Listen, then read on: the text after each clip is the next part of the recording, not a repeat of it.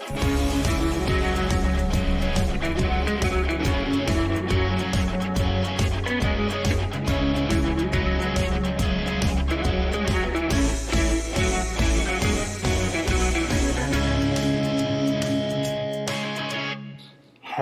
to all of you amazing web slingers. Welcome to Livin on the Edge, the podcast all about our friendly neighborhood Spider-Man. My name is Alec. I'm one of your hosts. You can follow me at _the_smart_Alec on Twitter. And I'm Brian. I'm the other one. You can follow me at Reddit Reviews or BMDRLR on Twitter. If you want to follow our podcast on Twitter, you can go to at LOTE_podcast. If you want to follow on Comicsground on Twitter, you can go to at on Comicsground. And if you go to our website, we post daily reviews, news, editorials, and all that jazz. So, Brian, how are you doing today? I'm doing pretty good. You? I'm doing good. A lot of stuff has happened, as we will talk about later. But I'm doing all right. Brian here invited me. I said that as if I'm not talking to you, but thank you for inviting me to your D&D group because I've been having a lot of fun. I thought I'd be so confused and anxious about it, but it's super chill and it's very fun. So thank you. Yeah, no problem. And now you understand why I am as insane as I am. Oh no, don't worry. I like as soon as I came in and I saw the 3 minutes till you know what thing. I was like, oh boy, I'm gonna have a lot of fun here. But and now in the Discord, all of our avatar pictures are multicolored walruses. I don't know why. I think it's because of something Miri sent, right? Yeah, Miri was looking at fucking just walrus plushies. Yeah. And there was just one that got punched. Hell yeah. Some of them listen to the podcast apparently, so hi everybody. Okay, no more shout outs. We're not gonna plug your social media. I would, but James probably was like, no free promotion, so I mean that with sincere love and respect, so I'm not being mean. I'm not mean, okay? I'm not being mean. I was making a joke. Okay, let's move on. No. Alright, but a lot has happened. We are having a new president now, I guess. Yay? I guess. Like, well, yay for no more fucking Trump. Yeah. But, and like, if y'all don't like us talking mean about Cheeto Man, go listen to another podcast, because I don't care. Like, yeah. Honestly. He's a horrible person, and I'm glad to see him go. But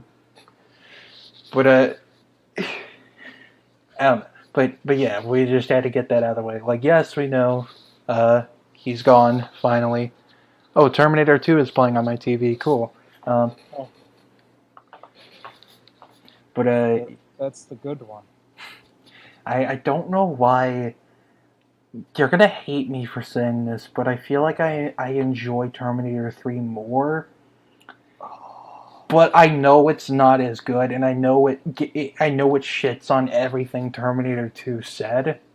It actively takes off its pants and shits all over the previous movie. Because Terminator 2 is all like, look, we can stop the future. It's all about how nothing is set in stone. There is no fate but what we make. That's the saying. Terminator 2's core message is destiny isn't real. Everything is, you decide your own fate, not some, But then Terminator 3 over predestination. But then Terminator 3 is like, nah, Judgment Day's always gonna happen. Yeah, we're gonna just delayed it a couple of years.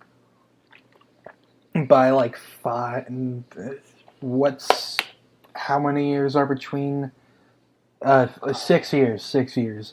And you're also going to regenerate into a well, no, because it's supposed to happen in 1997, and Terminator 2 takes place in 1991. So whatever, but I don't know. But I don't know. I enjoy Terminator 3 just because it's the first one I saw.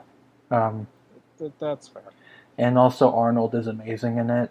Like, I will admit, Arnold is fucking great. Like I feel like when I watched Terminator 1 and Terminator 2, they didn't really know how to make him act,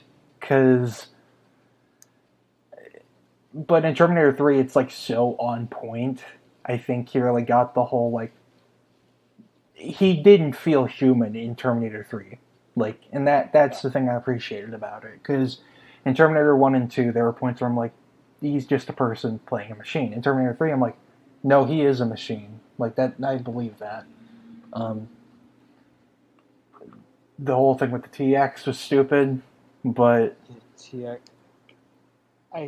I don't understand how the TX is supposed to be an upgrade from the T-1000. Because it's literally just T-1000 skin over an endoskeleton, so it's like, how is that more advanced?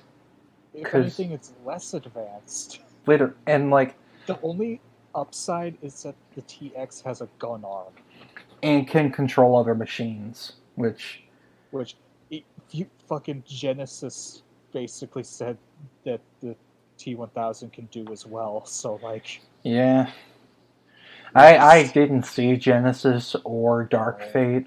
Well, Dark Fate is slightly better. I know a lot of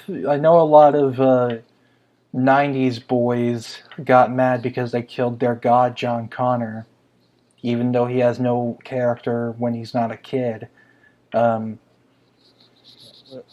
If there's one bit of praise I can give Dark Fate, it's that fucking they made the kid John Connor in CG and it looked real. Oh, it did. Like, I saw the scene of it, I was like, holy shit, that Arnold looked bad in that scene, but like... Oh no, he looked awful. But, like, they made Edward Furlong... Yeah, but they made Edward Furlong, like, believably look like he did in 1991. That was impressive, but... Yeah. But it's like, people got so mad that John Connor was killed, and it's like, I don't fucking care. Was he ever the main character, really? No. It was Sarah Connor. Well, I mean, he was in 2 and 3, but I mean, it doesn't matter. Sarah Connor was basically the main character of 2. Well, I don't know. They were both, like, the main... I would say they're both equal. Yeah, but like, if your defining point is Terminator 3 or Terminator 4, it's like, oh, the ones where he's, like, completely emotionless and has no character, other than this is my fate in Destiny. Remember Christian Bale during Terminator Salvation? That freak out. Funniest shit ever. God, I forgot what it was like. Someone was hanging up lights during the scene. Yep.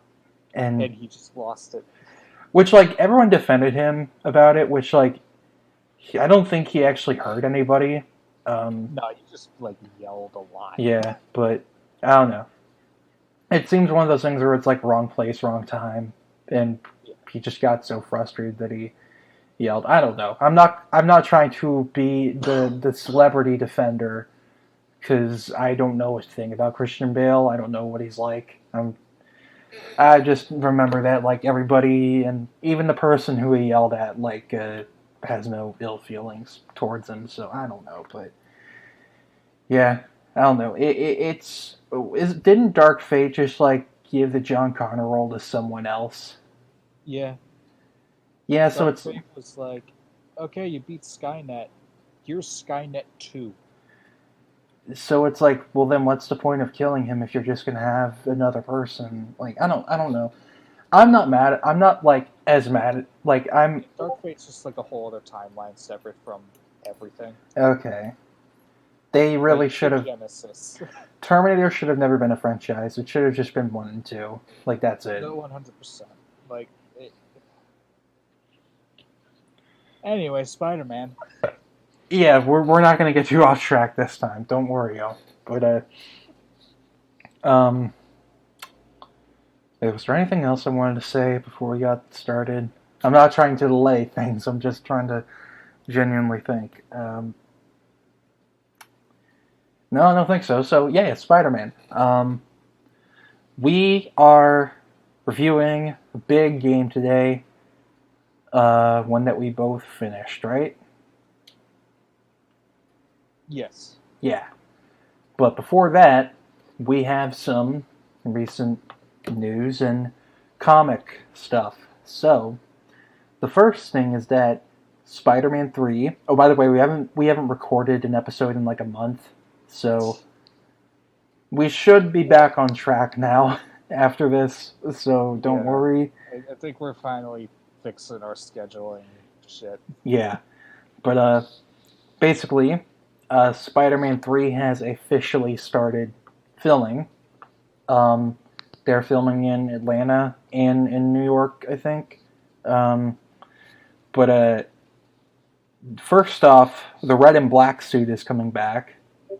Yep. Because Tom Holland posted a photo from the set of him in the suit, posted a photo of him just chilling with the suit on, and also there's a set video of him in the suit with MJ, and they're like on this platform with a blue screen on it, and then they jump off of it. So, do you think it's taking place immediately after Far From Home? Like it's picking up right where the cliffhanger was? I want to say the first act will, and then there will be like a little time skip. To like Yeah. a couple of months after. Because I will say, the red and black suit ain't lasted past the half-hour mark. Oh no. It's gonna get torn up and destroyed. Which like I'd like to see him fight in it, like Yeah. still use it even though it's torn up and shit. But I definitely think that by the end of the movie he'll have like something more like the classic suit again. But I think we're gonna get a more like classic looking Spidey suit. But I'm predicting. Well, this is just what I want to see, but I'm predicting we're gonna get something like the McFarlane suit. I could see it, yeah. Like the McFarlane or like the Ultimate suit. Just having the eyes be bigger and the emblem be bigger with the legs curved and. But yeah, which I mean, I will miss the red and black suit, but like at least it'll be in the movie still. So, Iron Spider's definitely never coming back. Oh no, that's getting blown up or being taken by the CIA. It's gonna be given to Aaron Davis. Oh no!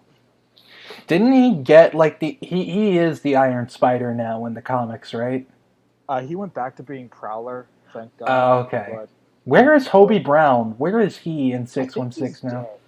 Oh I God. think he died at some point. R.I.P. I would no, I'm not gonna do that bit. But yeah, no.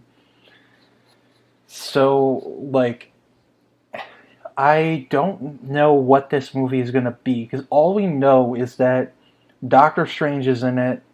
Electro is being played by Jamie Foxx, but is probably not going to be the Electro from Amazing Spider-Man 2. That's literally all we know about it. Like, we don't have a title yet. They said that we're gonna get a first look in December, so we'll see. But I genuinely don't know. I hope Kraven is in it and is the main villain, because I don't know who else it could be other than Kraven. Yeah. Oh, okay. By the way, I looked up Hobie Brown. He's not dead. He just hasn't been around for 3 years. Oh, so basically dead. Yeah, he's in limbo. Comic book limbo. Oh, sorry, I started comic book limbo. That's just another hell in and of itself. Yeah. Well, hopefully he'll come back. You know, if he comes back, they won't make him be Spider-Punk in this universe, too. No, but yeah. You don't understand. We need to have 70 Spider people in 616. No, we don't. We have enough as it is. Some people are like in the Insomniac games, will Gwen show up and be a Spider Person? I'm like, no, like Peter and Miles are more than enough because you have I them. really don't need Gwen. Like, she can be in it, because I mean she hasn't existed yet, As because far as we know, anyway. yeah, so like if they haven't done anything with her yet, they could have her be Miles's age and be his girlfriend in the next one or whatever. But I don't I know. really hope not. And I don't know, but it's just I don't know. Like on one hand, I'm glad that they're like, okay, we don't need to make Peter Parker be a teenager or young anymore because we have new characters. Yeah. But it's like, just because Miles is a kid doesn't mean you have to make everyone else a kid too. Like, Where's Cindy? They keep trying to act like she's a teenager when she's the same age as Peter. and like some could say, like, well, she was in a bunker for 10 years, so like she could be mentally, not an adult, which is valid, but at the same time, It's not the same thing. it's not the same thing. Like, you can't, as much as we all wish you could, you can't undo the whole bunny mating shit with her and Peter. You can't undo that. Like, unless you actively, it's the same thing with Sins Past. Like, unless you actively mandate a retcon, you can't. That's the thing I don't get with Marvel, because they like, and just comics in general, they could make these changes by mandating a retcon. To be like, that never happened, don't worry. Instead, they're like, no, it still happened. We're just not going to talk about it. And then what you get is Amazing Spider-Man 49, where it's just one big Sins Past reference. And Marvel, I can tell that Marvel was definitely like tugging the collar on their necks, and it's like, y'all let this happen. Y'all rejected Straczynski's concept for Sins Past, and then made him make it be Osborn, and then you didn't retcon it for 16 years, and then you let Dan Slott do that whole mating thing because, hey, you wanted teenage boys to buy it because Cindy Moon is a hot woman, and it's like, I don't know, it's just like, if you're embarrassed about these decisions, actually retcon them, because get rid of it's not hard. they act like it is, but it's like, you're the ones who let this happen. Like, it's not like writers just take it, like, there is some oversight. Like, I don't know. It's like, I wish they'd try as hard to make it so those things never happened, as much as they try to make Peter and MJ never happen. Yeah. Because they're focusing on the wrong thing. But anyway, that's enough of our rant with that. But Comics are stupid, everybody. yeah. But yeah, I don't know what's going to happen in Spider-Man 3. I think it's I don't know, I'm just excited for it, but I'm excited to see what the first look is. Yeah. I wonder if we're going to get any notable characters in the movie. Like, first of all, I hope JJ is back, obviously. Yes. Bring back J.K. Simmons. Remember when people complained about them making him an Alex Jones type when they already did that in the Insomniac game? Yeah. I'm not going to get on a soapbox, but I'm just going to say, like, double standards with that stuff is stupid. Anyway, so moving on from that, Last Remains is still happening. That's still a thing. And is it really, though? unless it's just a figment of our imaginations, then no. Well, then No, it wait, is. no, it does have to still be happening because I gotta put up with this stupid fucking numbering. Oh god, I hate. They did the same thing for Hunted. It's like, and I mean, the Gibbon one shot thing was cool, and emotional, but it's like, was it necessary to the story? No. And I mean, this stuff could be, but it's like, why not just make each issue like a supersized issue then? Like, why not have each issue be like 60 pages with the stuff from the tie-in issues put in? Like, It's stupid. No, instead we will release issue number 51, and then on the same day we'll release issue number 51.LR. I hate it. I hate it. But Hey, did you read issue 52? Yeah, Doctor Strange was cool. What are you talking about? He wasn't in that. that's the one where Peter has neck snapped. So, Oh, by the way, spoilers for Last Reigns. Because I mean, it's a given where it's like when we talk about comics, it's spoilers. Because yeah, I'm like, that's 53 came out today, but this episode isn't coming up for however long. a week, but 54 won't be out by then. It's coming out on my birthday, so Oh, that's cool. yeah. I don't know if that's a good thing or not, but Well, hopefully the good thing happens in that issue. yeah. So in issue 50, it ended with us finding out that Kindred this whole time has been Harry Osborn. And in our last episode, we spent an hour or so just shitting on that, being like, this is the most boring fucking reveal ever. This is the weakest reveal. And It really is. It was the safest, most bored choice it could have picked. And now, 3 main issues and 2 tie-in issues later, Peter got Strange's help with the hand of Ashanti. He finally talked to Kindred, who is... Oh, by the way, all the spider people are now infected with the sins. So they're rampaging as demon monsters. If you want to find out what happened to them, go read the tie-ins. Yeah. But, Because that's where that gets fixed. it's funny, because Peter fixes it, like, immediately like that. He literally just, like, pushes a button, basically. And then they're like, oh, we're good now.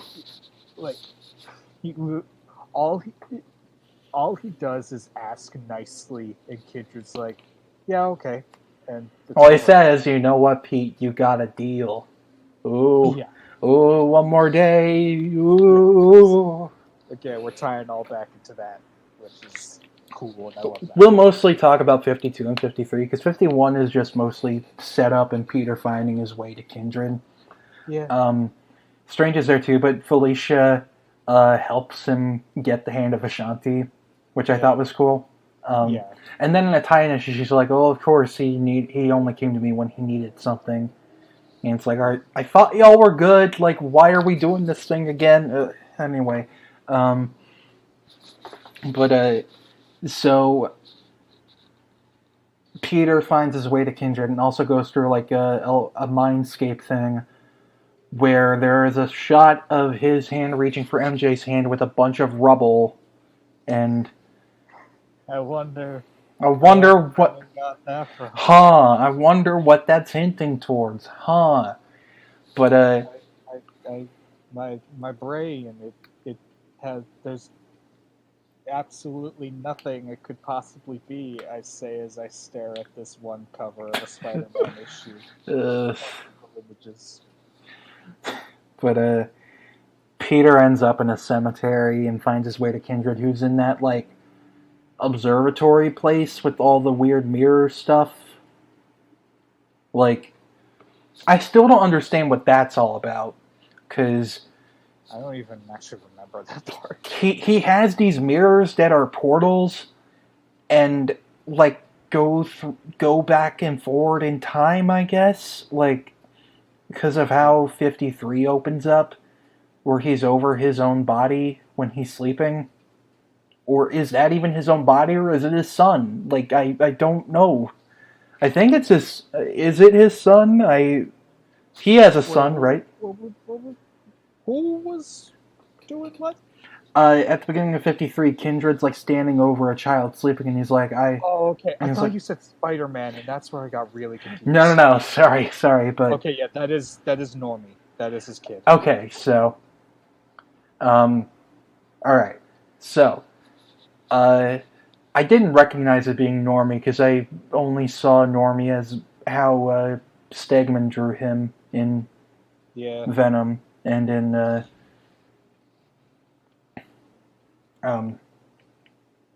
Absolute Carnage, that's what I meant to say. But, so... you mentioned end of 52 yet? Or... Oh, no, we haven't got... We're getting to 52 right now, so... Peter meets up with Kindred, and after 2.5 years of build-up, we finally get them face-to-face. This issue is so weird, because it's basically just Peter and Kindred fighting. Which is cool, but it's also just kind of like, I don't know, because they also, like, hold on, I have the issue here, let me look at it. Kindred is just speaking cryptic shit to Peter the whole time. Yeah. And, also, he has the bodies of all the people Peter let die. He has George Stacy, Jean DeWolf, Marla Jameson, Flash Thompson, Gwen, and Ben. And the weird thing about this issue is that it points to Gwen so much. Yeah, like, it's weird. Again, this is written like Spencer didn't just tell us an issue ago that Harry was Kindred. Yeah. So it's like Kindred's acting really coy about who he is, and there's a straight up a panel of Kindred says, "All your ghosts live on through me. For all you know, I could be sitting right in front of you," as it's a panel of Gwen's fucking skeleton on fire. Yeah, like, What the fuck are you doing, Spencer? And then after they fight, Kindred sends Peter flying through the portal to where all the spider people are who are infected, and Peter's like, take me, don't kill them, and then Kindred's like, okay. Yeah. And then like, it ends with Kindred being like, alright, Pete, let's go face the truth together. And he fucking snaps he snapped his head a full 180. He straight up uses his centipedes to wrap around Peter's head and just twist his head all the way around. And because of that, I was like, is Harry a red herring? Because... like, is that just what Norman thinks is going on? Because, I mean, first pointing at Gwen and then killing Peter the same way that Gwen was killed. The next step, it's like, maybe it is Gwen? But then issue 53 comes on and it's like, nah. Yeah, it's like, nah, it's totally Harry. And we're going to act like this is the big reveal of who Kindred is when he already revealed it 3 issues ago. And, like, I get that this is the reveal for Peter, but at the same time, it's very much written like we have... It's written like we're finding it out with Peter when we've known way longer than him. Yeah, but in issue 53, Peter is in hell, and basically... well, Harry says it's hell, so Peter relives the events of Brand New Day. Yeah. Verbatim. The last couple pages of the final issue of One More Day. Yeah. And where he wakes up from like a sleep, and it's straight up just the interactions with fucking, you know, May, Flash, Harry, all of them. Like, Peter even sings the fucking song on his way to the party. Yeah, like, it's so weird, but it's also cool because it's showing how fucked up this is.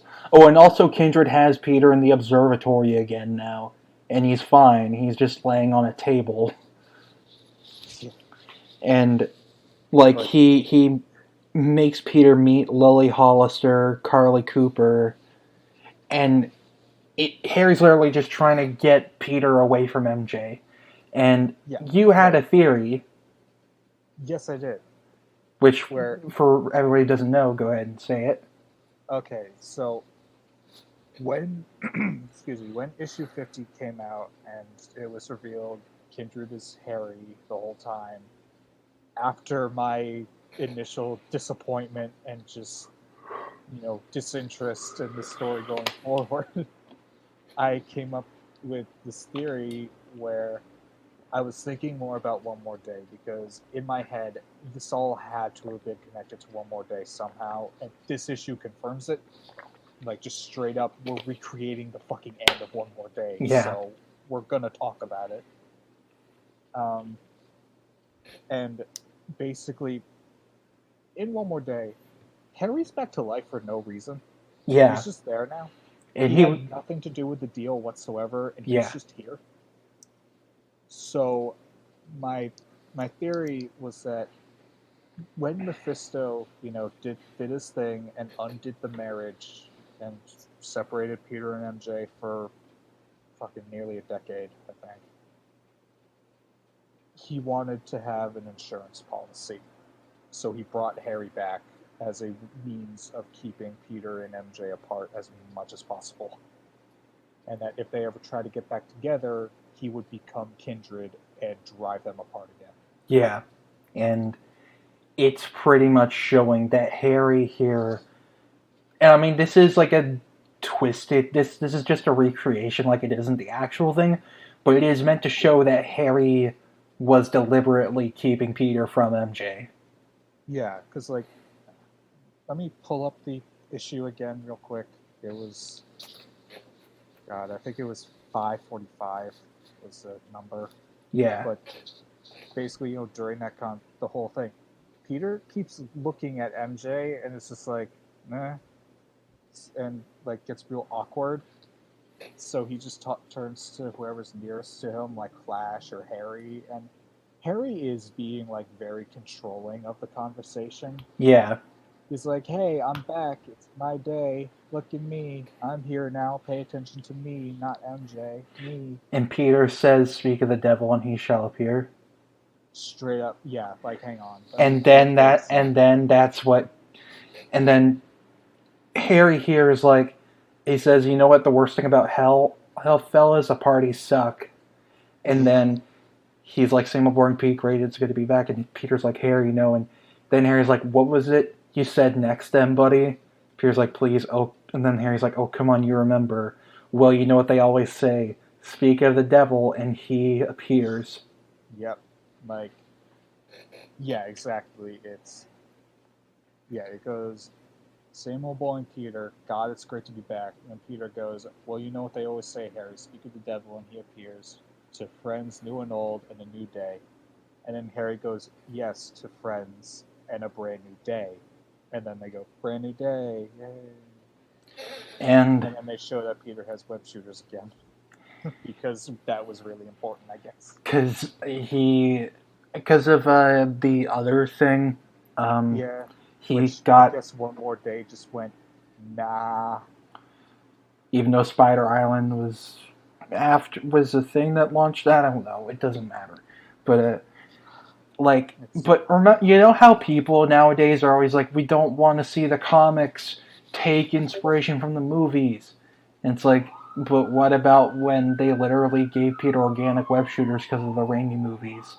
Yeah, like the comics always take inspiration from the movie. Like, I'm not saying it's good. I'm saying, like, it's always been like this. It's not like the MCU is now just trampling on everything you hold dear. It's like... Yeah, no, it's been like this since the movies were profitable. Yeah. But I do like this, because now it's clicking for me. Now, like, because the past few issues I was like, this just seems boring, but now with this, I'm like, wait, this actually works. This works because it means Kindred was here from the start, and Harry was, like, it makes it feel less like, oh, we just want to recreate a story from the 80s and 90s. Now it just feels like, oh, Harry was the insurance policy that you were talking about. Yeah, like I I think because in it wasn't in One More Day itself, but it got like retconned in basically because in One More Day, before the deal is like finalized, MJ whispers in Mephisto's ear something, and we don't know what until later. Basically, what MJ said is that Mephisto, when the deal is done, Mephisto can't fuck with Peter ever again, like directly. He can't like come for him like this ever again for as long as he lives. And so my idea is Mephisto's like, okay, I won't come for him, and then he makes Kindred. Yeah. And I mean, there were Harry stories since One More Day that I guess don't really make sense now, because he was Kindred. Yeah, but let's be real. Harry, ever since he came back, hasn't had anything to do anyway. Yeah, that's true. So, I mean, like, if this is the best I can do, then hey, sure, why not? But, yeah, Kindred just brings Peter back to life after he snapped his neck. Because, like, okay, you're going to go to hell for a bit. Go through a spooky Mormon hell dream. And now you're back. And yeah, and also, he says this like really creepy line too of like they're disorienting, isn't it? Like learning to breathe all over again. I've done it so many times, yet I never get used to it. Yeah, that's like it seems to imply that like he dies like all the time. Like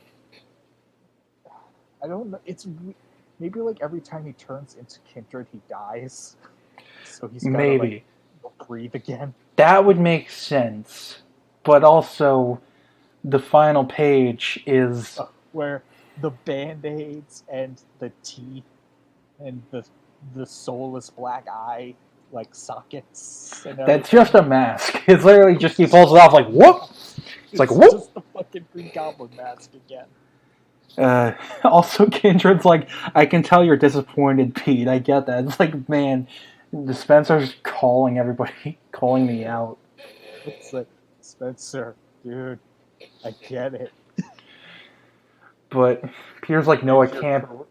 What? You're correct. I always knew it was Harry because he was the most obvious choice. Peter's like, no, it can't be. It's like, Peter, come on. Like, when is Harry not evil towards you? But it's like, but let's finally be honest, you always knew it was me. And it's like, this feels like it was meant to be the actual reveal. Like, yeah, this feels like it was supposed, because, you know, he takes off the hood and he goes, like I keep trying to tell you, Pete, it's not who I am, it's what I want. And he takes off the mask. Peter's reacts with horror, and the final page is Harry, you know, in the Kindred outfit going, gotcha. I love that, by the way. That is the thing that sold me. Yeah, honestly, is it a cheap reference? Yeah, I don't care. I mean, yes, it is still like what I was saying, where it's like it's just recreating the pissing contest between Peter and Harry from the 80s and 90s. Yeah, like, it's straight up the fucking, when he had the chameleon make fake robot versions of Peter's parents just to fuck with him. Yeah. Which, that is the level of petty I need for my supervillains. Yeah. Like, from the grave, I have orchestrated these series of events to have you reunite with your long-lost parents, only for them to be evil robots and just fuck with you. It's just a prank. Yeah, it's just a prank, bro. It's just an elaborate prank to fuck with you. Yeah, but... as I'm dead and can't get any actual satisfaction from it. Now, I still hold true that I would much prefer this to be Gwen. Like, I would, because this isn't original. This is just retreading old ground. But it does work. I will admit that. It does work now that they're like, oh yeah, Harry has been Kindred since One More Day. Like, since he was brought back, he's been, at least are implying, like you said, that he has been the insurance policy on the deal. And but at the same time, if he just dies and comes back all the time, why is the Thing just a mask? Like, that's... I don't know. Maybe when he turns back into Harry, it just comes off like a mask. I guess. But... Or maybe I'm just fucking trying to pull from something that's not there. I don't know. I don't know, but... All I know is for some reason he has control over big centipede things. Yeah, that's the thing that's weird. It's just like, I don't know. It's cool, but like, why? It's supposed to indicate that the person is dead, but Harry, he isn't dead. Like, I mean... Maybe he is? But if he's been dead the whole time, how is he able to have a son? Like, Well, wasn't she pregnant with Normie, like, before his death? Was she? I thought that was a thing. Like, I thought Normie was a thing, like, after Harry came back. But hold on, let me look this up. Yeah, now I'm actually super curious. While I do it, talk about the other tie-in issue where they all go into the astral plane thing. Oh yeah, that thing. Okay, so oh yeah, we only like briefly mentioned him, I think, but is Sin Eater still around? Oh yeah. Yeah, like he didn't die when all the sins left his body. He's still around, and his followers are still around, but they all lost their powers, so they're just guys in green ski masks. Yeah. And basically, Sin Eater like sees the news or whatever and sees all the like sin-infested spider people, and it's like, well, I gotta do some cleansing, but I need power again. So I'm gonna go find the one guy who can take down all these spider people. And it cuts to the sewers where it's Moreland eating some spiders. Yay, Moreland's back! Yay! Oh, by the way, he was introduced in 1983, so he's always been a thing. So you're right. Okay. Yeah, I could have sworn that was a thing, like before Spectacular Spider-Man 200. Yeah, you're good. Okay. But yeah, so yeah, the Spider-Man story everyone's always asked for: Sin Eater versus Moreland. It's common in a tie-in, and except that Sin Eater's plan doesn't even fucking matter because all the spider people are normal again. Like, how is this connected to the main plot? I mean, I know Sin Eater's trying to regain Kindred's admiration, but it's because like he thinks he's like a servant of God. But at the same time, it's like, what does it have to do with anything right now? Like, I thought it was just he's dead and he turned into all the sins that infected the spider people. Yeah, I feel like that would have been fine. Or if he was back, I thought that when they showed him, he was gonna be like, "Wait, I don't remember anything." What? I thought that's like, if it's like the I don't even remember his real name anymore. Stan Carter. Stan. Like if it was him in control again. Yeah. Sin Eater.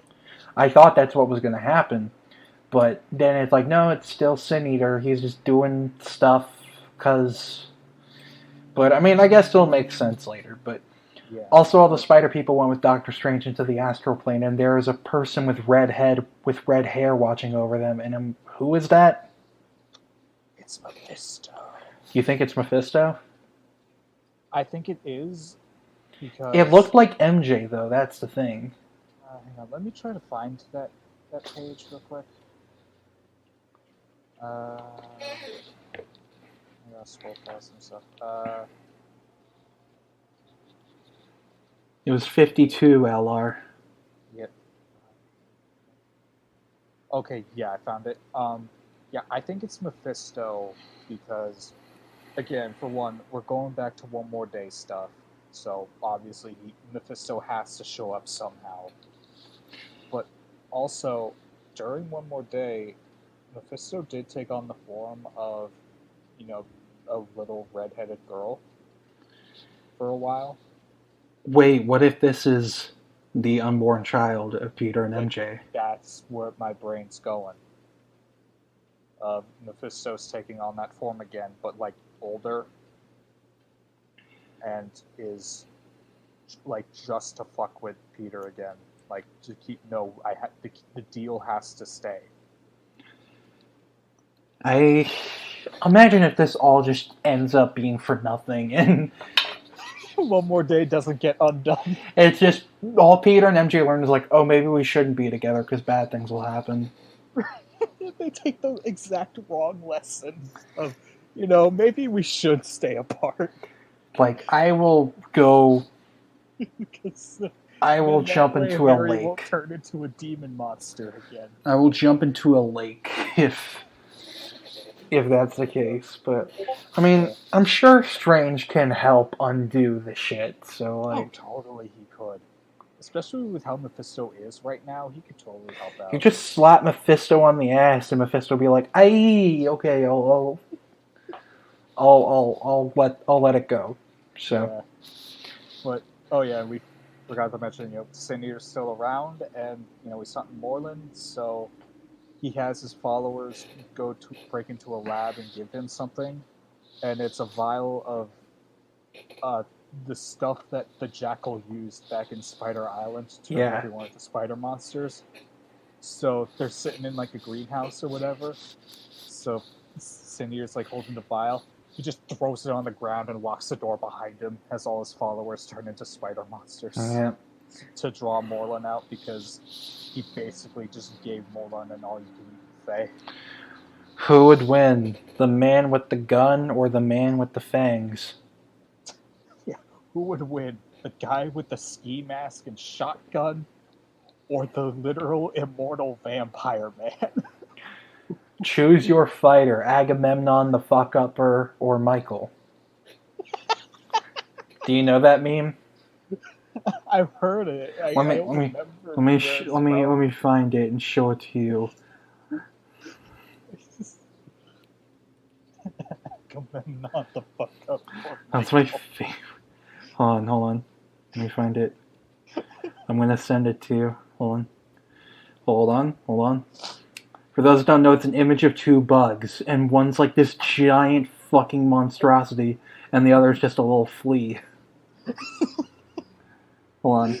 Let me hold on. Picturing it now, and that's amazing.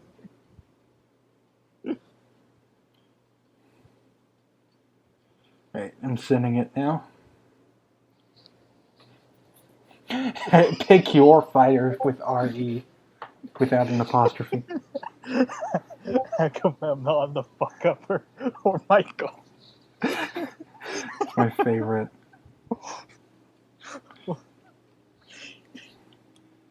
It's literally just Moreland versus Sin Eater. You need to post that on Twitter or something. You know what? I'll do it right now. I'll do like Moreland versus Sin Eater. That's what it is. Also, from now on, fucking Kindred's two centipede monsters are now known as Agamemnon the fuck-upper and Michael. God, please, I would love that. Alright, I posted it to the account. Yes. Ugh. I'm never gonna get over the Agamemnon the fuck-upper. It's my favorite. So good. If I ever go into wrestling, that'll be my stage name. Agamemnon the fuck-upper. But, yeah, so shit's getting crazy in ASM, so I have no clue what's going to happen next. There's two more main issues of Last Remains. I don't know what's going to happen because other solicits say that the fallout from Kindred is insane and I'm kind of scared. So, all I'm hoping for is One More Day ends. Yeah, but that's probably not going to happen now. They're going to take another 50 issues to get to that. I know you're right, and I don't want you to be. Like, all of this is just set up for the next Kindred arc 500 issues from now. Where maybe we'll finally address One More Day proper. 500 days of Kindred. I almost wish he was here for 500 days, because then I would have gotten to know him a bit more. Instead, he just kind of disappeared for what felt like 500 days. Yeah. Ugh. So anyway, that's comic books. Yeah. So, the tweets doing numbers. Well, numbers for us. We don't get a lot of likes that often, so. Like our tweets, guys. We're doing our best. But, we're really trying here. But, so, main topic time. So, last week, the PS5 finally launched, along... Disappeared. Yeah, it did. But, I was lucky enough to get one. And also a game launched alongside it, also on PS4, called Marvel's Spider-Man Miles Morales. So, for those who don't know, if somehow you don't know, by the way, we know our last episode is kind of like, we recorded that like way before Miles Morales came out, so we were talking about all this stuff, and the episode was posted after the game came out, so, you know, oops, that's all I can say. But for those who don't know, so Spider-Man PS4 came out, and Miles got bit at the end of it, and at the end of the DLC, it ends with Peter and Miles jumping off a building, and Miles going to swing, which ironically enough in the remaster and in this game, they retconned his shirt to say Brooklyn Visions rather than Midtown, because Spider-Verse, you see. Yeah. Which, you know, that's fine. But, and also comics, but like, they did it for Spider-Verse, who are we kidding? They did it. That's the reason. That's the reason why a lot of things are the way they are in this game, which isn't bad. It's why Prowler is like, and it's why Aaron Davis is an actual character now. Yeah, it's why like there's like original songs made for the game, probably. Yeah. Oh, totally. Yeah, but which by the way they're good. We'll get to that soon. But this game's soundtrack is amazing. It is, but for those who don't know, this is a sequel / spin-off to Spider-Man PS4. It's more of a spin-off. James calls it the Spider-Man side game because he's not wrong about that.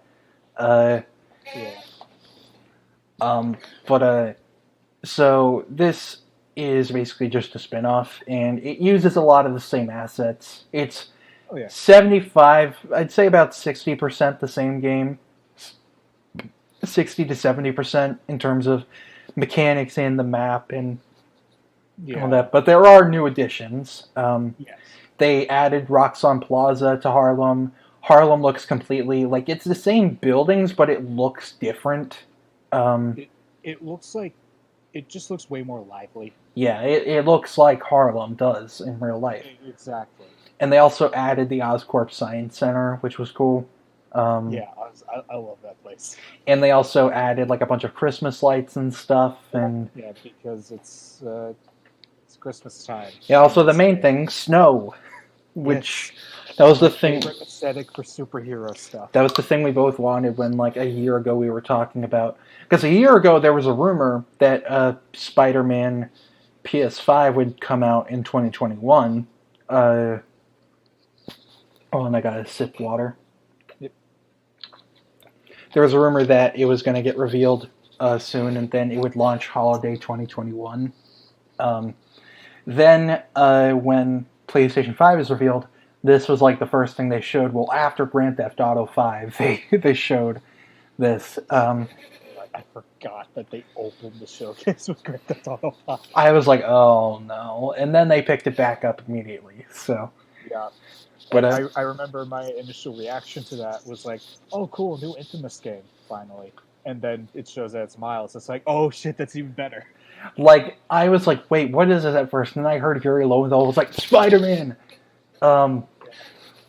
But yeah, they revealed that. Then they finally showed gameplay at the other PS showcase. And in October, it was Game Informer did this whole coverage on the game. And also, we didn't even get a chance to talk about it because we recorded before it was revealed. But the Spider-Verse suit was the other pre-order bonus for the game, which it is so cool because they have the suit and they have two mods. They have a mod for the animation to have it be at lower frames per second, which dumbasses on Twitter are trying to make it a console war thing. It's like, look, the game's FPS is broken, PS bad. It's like, y'all are... people in the comments to that tweet were so fucking stupid. I wanted to scream. It's...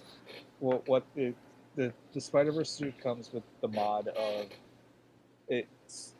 Basically, it messes with the frame rate of the suit to look more like the movie because the movie is animated in twos. Yeah. So like every other frame. And so it does that in the game as like a way of like, hey, look, it's like the movie.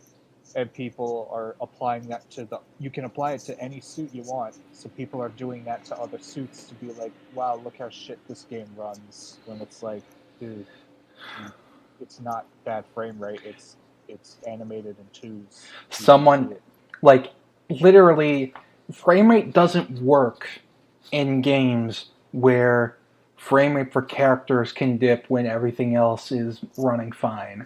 Yeah, exactly. Everything else looks like normal. You can see it, and people still were like, and people in the comments were still like, well, this is why Xbox is supreme. People were like, I knew this game looked buggy from the start. It's like, no, you fucking didn't, you dumbass. Like, shut the fuck up. But, I don't know. That's my Spidey... I'm not going to name that group. Anyway, I was going to say that's my insert group here moment. But, yeah, no, I'm not gonna get into that. I just want to say fuck Spider-Man fans. I want to strangle them. Because they won't fucking stop harassing Insomniac over the new face. And I'm sorry, it looks better. It does. I'm sorry. It, like, after seeing it in Miles Morales and, like, with the PS4 game, it's debatable. Cause I was gonna say, part of me prefers the Bubniak face for the PS4 game. With Miles, it looks fine. I think like my brain is able to register it better. Yeah, and I think it's just because in PS4, it's just because we have a direct comparison. Yeah. So, but I think it looks better just because it looks. I think the facial expressions are more subtle now, and that looks more like real and genuine and human. I get that. When it comes to most scenes, I prefer it, but when it came to like the final ones, I really wanted the exaggerated expressions. I get that, but I don't know. For me, I like that it looked like he was actually crying and not just like scrunching his face a lot. Because I don't know. That's just me, but regardless of like what you think of the new face, it doesn't give you the right to fucking just harass Insomniac on the daily telling them to bring it back. Someone literally today was just like, you're ignoring the cries of the people. Like, this Miles would want the face to come back because they put a screenshot from the game of Miles being like, I have to listen to people or whatever. And it's like, Spider-Man fans have main character complex. It's insane. They all believe that they're like here. They take all the wrong lessons from Spider-Man. They believe that because they identify with him, that means like, oh, I'm a hero. That means everything I do is good. So if I harass a game developer because they don't have the same digital mask that they had 2 years ago, then I'm a hero. I'm gonna keep this brief. I'm sorry, but I am so sick and tired of these people acting like Insomniac doesn't listen to them, when the past 2 years have been nothing but them listening to them and giving them what they wanted. Like after months of complaining about the Raimi suit, Insomniac gave them the Raimi suit. After complaining about the Amazing Spider-Man suit, Insomniac gave them the Amazing Spider-Man suit. Insomniac is probably the developer that I could think of off the top of my head that listens to its fucking fan base the most of any of them. I don't understand why these people feel the need to attack the developer that's actively... I mean, there are things to criticize Insomniac about. The bootlicking in the first game especially. After really looking back on the first game, oh man, it was bad. They were being like, oh yeah, mass police surveillance is good. And let's use the police stations as fast travel points. So that means we have to have 30 of them across the whole city. And let's name a trophy crossing the thin blue line. It was really bad. I don't know if they've replaced it for the remaster, but God, I hope they did. I doubt it. Yeah, but that stuff can be criticized, and I mean, just also it's not saying you can't not like the new face. As Brian literally said, you have criticisms about the new face, which are totally valid. Yeah. But it's a creative choice they made, because they're this is one that fits better with Yuri Lowenthal and one that we can probably manipulate more. Yeah. And also, which I think is the most important point, he wears a mask for 90% of the fucking game. Yes! You don't even see his face most of the time. It doesn't matter. We only see his face in for 2 minutes in Miles Morales. That's it. You see it in the beginning and in some text or calls that he gives you in a tiny picture in the corner of the fucking screen. Yeah. So it's just shut the fuck up.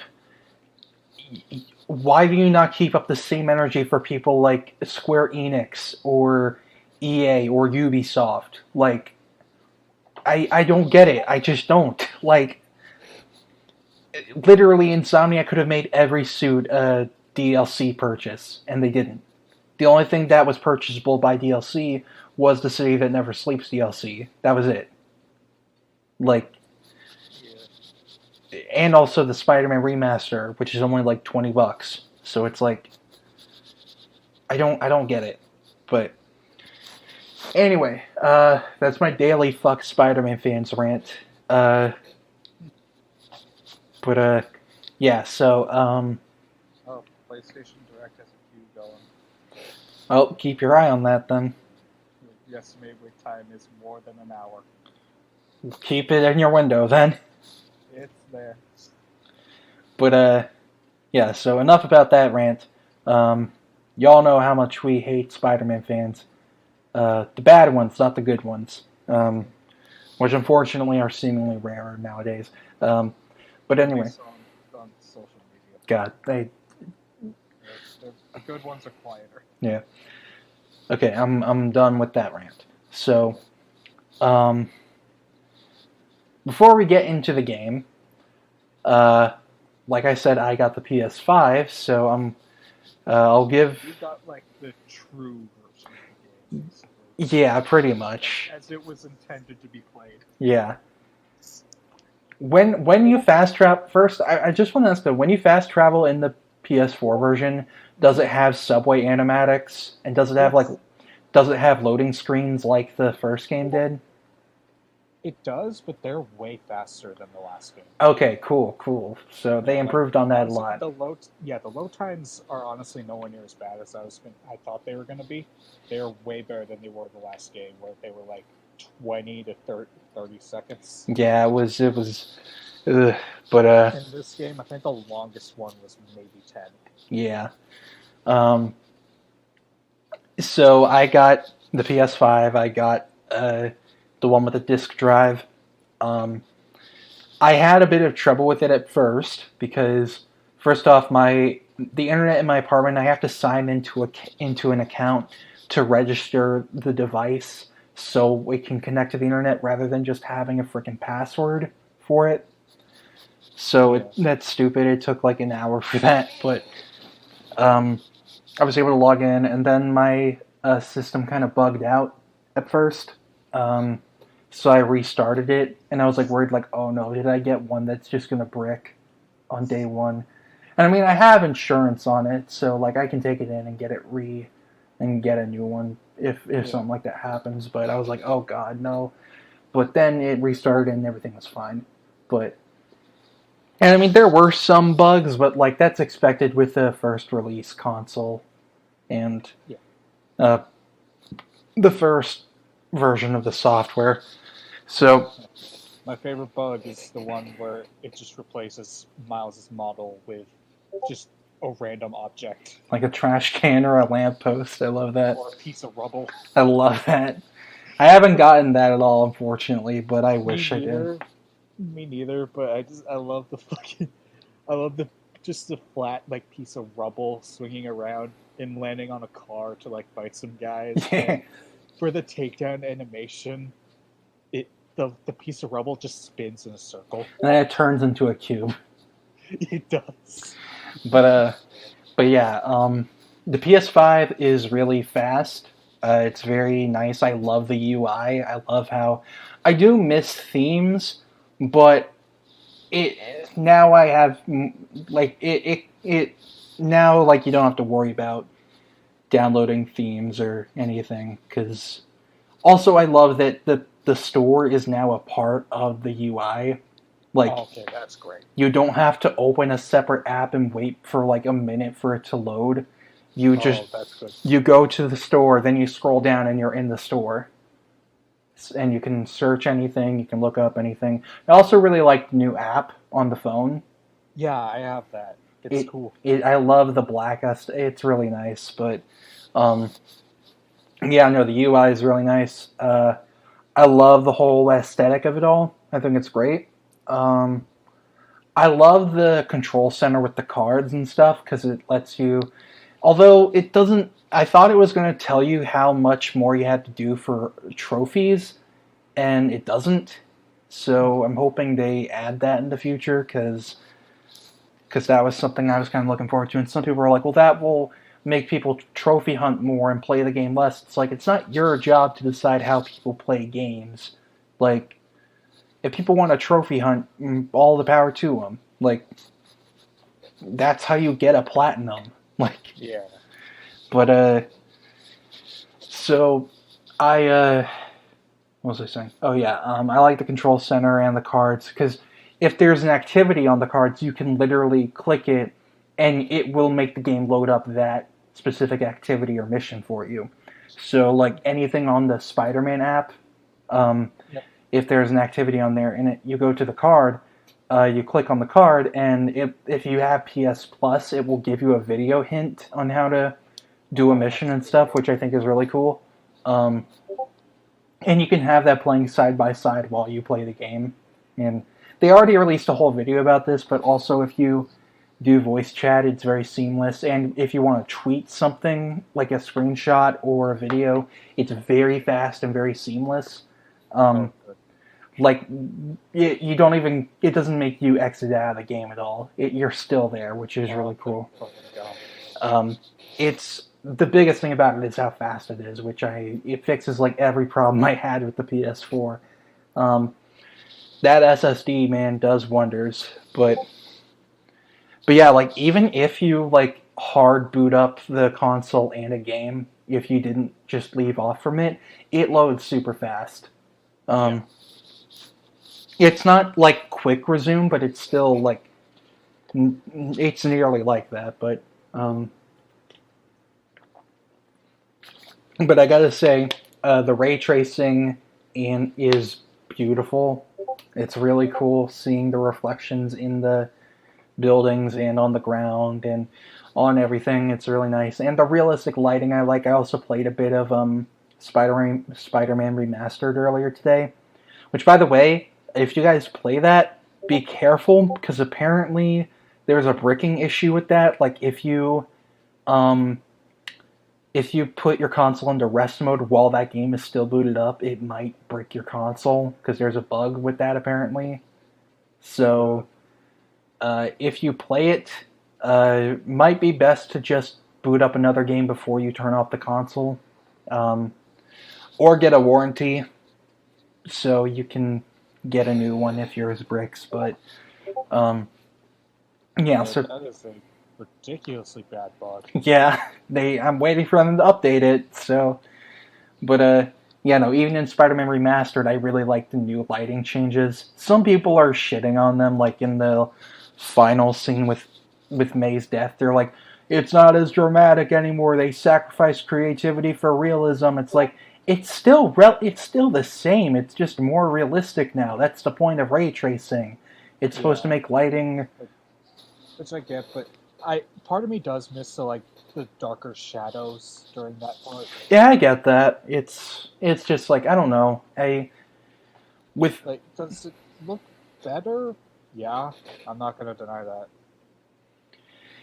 Yeah, I don't know. I wasn't trying to sound like I was shitting on everybody who preferred the old one, but it's like, I don't know. I am a sucker for... I think, like, the point of it is just showing, like, this is new technology that we're able to finally play with, so we're going to implement it. But they'll probably know when to, like, use realistic lighting and when to use, like, manufactured dramatic lighting better. Yeah. So we'll see. I just know the next game is going to look way vastly improved from both of these. Oh, without fucking question. Like, I hope the next game is like everything is rebuilt from the ground up, because that's a good way to make it feel less like it's the same thing. But yeah, I don't even necessarily need everything to be rebuilt, but I just want add Queens in Brooklyn. Add Queens in Brooklyn, yes. Oh, by the way, Peter does live in Queens now, as confirmed in this game. He lives in May's house now. Oh, that's cool. Yeah, but we'll get to that. Okay, we have to talk about the game now. Yeah, we gotta talk about the game itself for real now. So, as we mentioned before, you got the PS5 version, which is like how it's meant to be played, and I had to settle for PS4 because I wanted to play it now. Yeah. I didn't want to wait another 6 months before I could finally get a PS5. Yeah, but we basically experienced the same thing, pretty much. Yeah. But, so, before we talk about our thoughts, well, we'll sprinkle some thoughts in, but we should do what we did for the other two and just run down the story. So, spoilers for Miles Morales. Yeah, if you haven't played it, go. But if you have played it, or if you just don't care about spoilers, then stick around. It starts out really cool because I don't know if it had a loading screen for you on this one, but for me, how it starts out is that it's the title screen is Miles on the subway, and showing different shots of him. It shows really cool stuff, like it shows ray tracing. Shows like his headphones and shows that there's like fingerprints and smudges on them, which I thought was really cool. Was that not on your version? No. Oh. I think my PS4 can handle that. Yeah. Oh, by the way, I forgot to talk about the DualSense controller. Well, I can get into that when we talk about the game. But so as soon as you hit go, it immediately gets into it. Like, you hit go, and it's like, okay, the first thing is him getting off the train. And I feel it's not rumble, it's haptic feedback, but, it feels like the train is stopping, and it's so cool. There's, crackles in it with electricity when, you do Venom Blast, and when something is sparking, and when you web swing, you can feel the suspension from the web. It's really cool. It's one of those things where it's like you have to feel it to really understand what it's about. But anyway, so he gets on the train listening to the new song by Lecrae, which is on the soundtrack. I think it's called Where We Come From, which is a really good song. Yeah. Lecrae did 2 songs. He did Where We Come From and This Is My Time, which This Is My Time was in the launch trailer. And it's a really good song. But anyway, so Miles is basically finding his way around Harlem. He meets a mural artist who's like, yeah, I might add the new Spider-Man, but, the original's my guy. And Miles is like, yeah, no. And then... Yeah. Make sure to save some room for him, though. Yeah. So Miles is going to get food for Christmas dinner for his mom. But then Peter's like, hey, convoy, better hurry. What's happening? So Miles jumps away and changes into his sportswear costume. Which is very much inspired by Into the Spider-Verse. 100%. It's a jacket, a hoodie with a Spider-Man like mask and I guess like torso shirt, whatever underneath. Yeah, and shorts and sneakers, which instead of Jordans, it's Adidas. I was about to say with his Adidas sneakers because they couldn't get the license for Jordans. Yeah. Oops. I'm sad they didn't include the one with the clothes for the Spider-Verse costume, but it's fine. It doesn't matter. Yeah, I'm fine with the Spider-Verse suit as is anyway. Yeah, but so you swing over to Peter, and you all try to get the convoy, and Miles messes up, and then Rhino gets out, and this is basically a big tutorial. It's the best tutorial for any game, I'd say. Better than the first one. It's the best tutorial of Spider-Man. Yeah. The first game was cool because it was like, oh yeah, Peter's going to go get Fisk, but this one's like, Rhino is fucking the city up, smashing through buildings. Ultimate Spider-Man, we're doing that again. But like, how it actually look how fucking cool it looks now. You're actually there for it this time. Yeah, exactly. You get to see it. But so you fight a bunch of thugs, and you and Peter chase Rhino. Well, what I thought was cool is that while you're fighting the enemies, Peter and Rhino are fighting around you, and you can see them.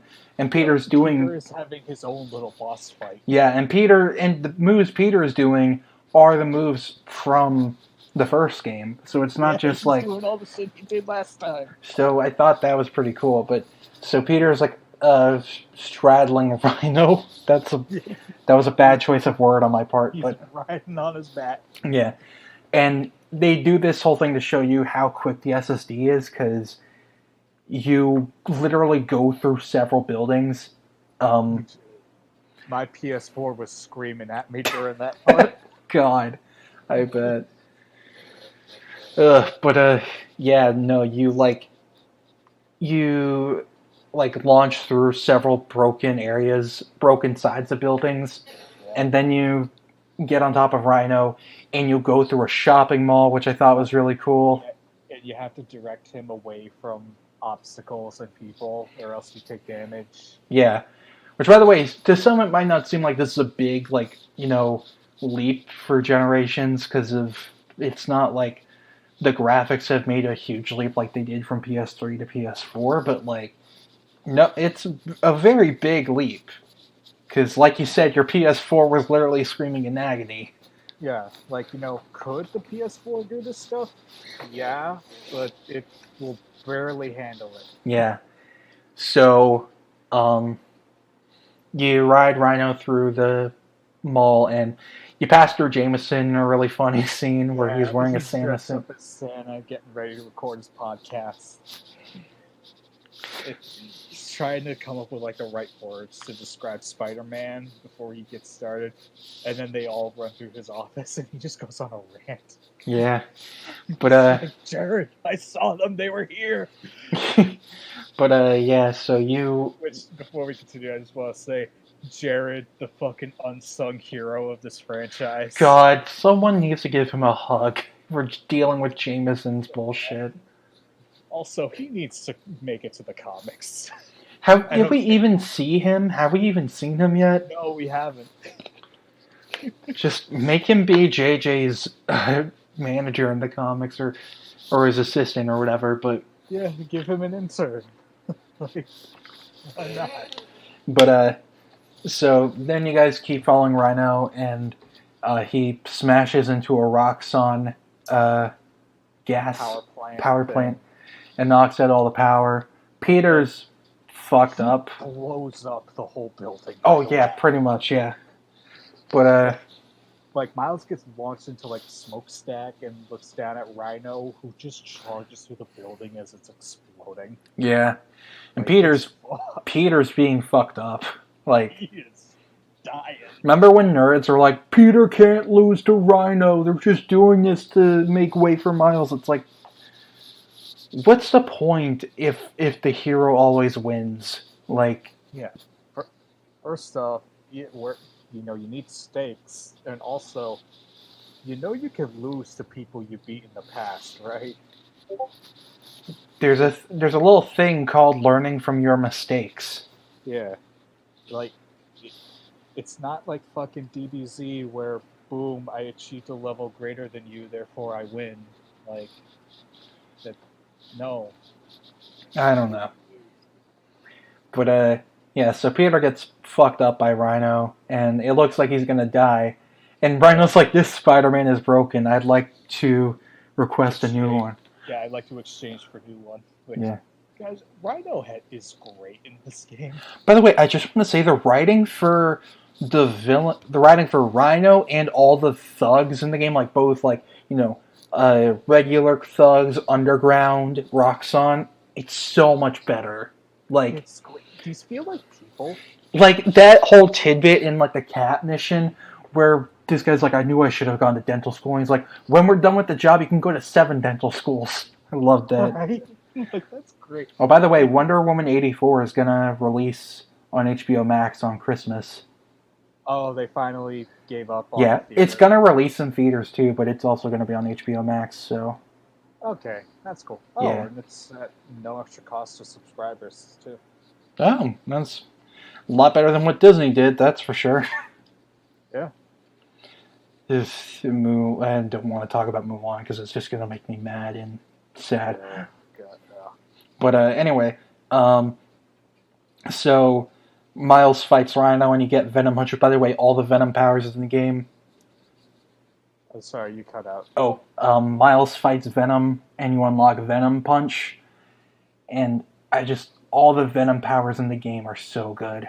They're fucking fantastic. Some people think I can go back to the previous game anymore. I can, but it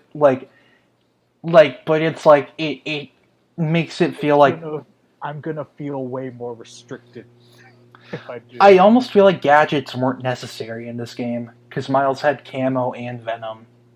Yeah, I never used the hologram one. I use them sometimes. I only use them when it was like a challenge for bases or whatever. I did use the hologram once, but we'll get there. Yeah, the remote mine was cool. Yeah, I actually did end up using that one quite a lot. But I didn't use the gravity well or the holo one that much. Nah, I used the gravity one to complete challenges, and that's about it. Yeah, but it's not that it's bad. I just don't need it. But yeah, my 2 favorites are Venom Punch and Venom Jump. Those are the best ones in my opinion. I think Venom Dash is pretty cool too. Venom Punch and what? Venom Dash. Oh yeah. Okay. Hang on, you said Venom Punch and then you cut out. Oh, Venom Jump. Venom Punch and Venom Jump are my 2 favorites. Jump, okay. Am I still cutting out a bit? A bit, yeah. Okay, hold on. Let me get my mic closer. Hold on. Okay. That might be it. Am I good now? I think so, yeah. Okay. I never know if I need my mic to be closer or further away, but it's a never-ending problem. That's why I have headphones with a microphone built in. Yeah, unfortunately, with how mine is set up, I can only put my headphones in the computer or into the microphone. So, that sucks. Yeah, but I have a USB mic. That's why. So, yeah. So the Rhino boss fight is awesome. Way better than any of the boss fights in the first game. Yeah, honestly, the Rhino fight is infinitely better than any boss fight in the previous game. I think the auto boss fight and the 2 Mr. Negative fights were good, but the rest of them were just No. Like I described it in a tweet after I finished the game that every boss fight in the first games is web up the enemy, wait for them to get stuck, and then punch them. Yeah.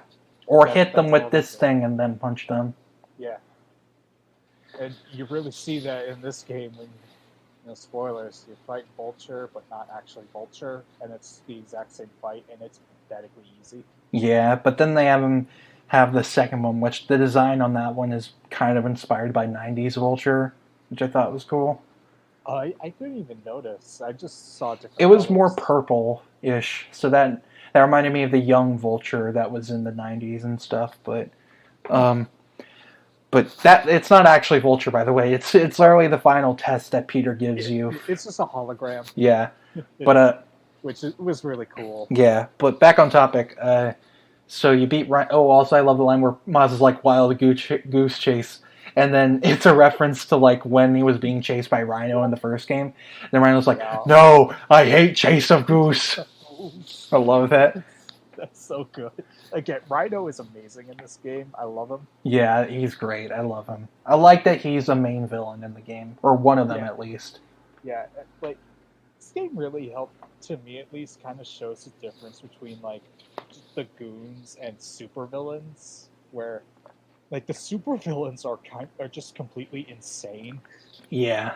And then the goons are just like, I just want money, man. Yeah. I'm just doing this for respect or money or something. The underground are kind of like insane though. The underground are crazy. And the Roxxon people are just cops, but we'll get into that. Yeah, the Roxxon are straight up cops. Well, I'm conflicted on the way they. It's subtle. Yeah, but we'll get into that in a bit. But basically, you beat Rhino, and then Troy Baker comes in congratulating you with his weird face. He looks so fucking weird. I'm so glad that you told me that too, because I thought it was a thing with the PS4 version. No, it's in PS5 too. It couldn't handle the model or something, so it like downscaled it.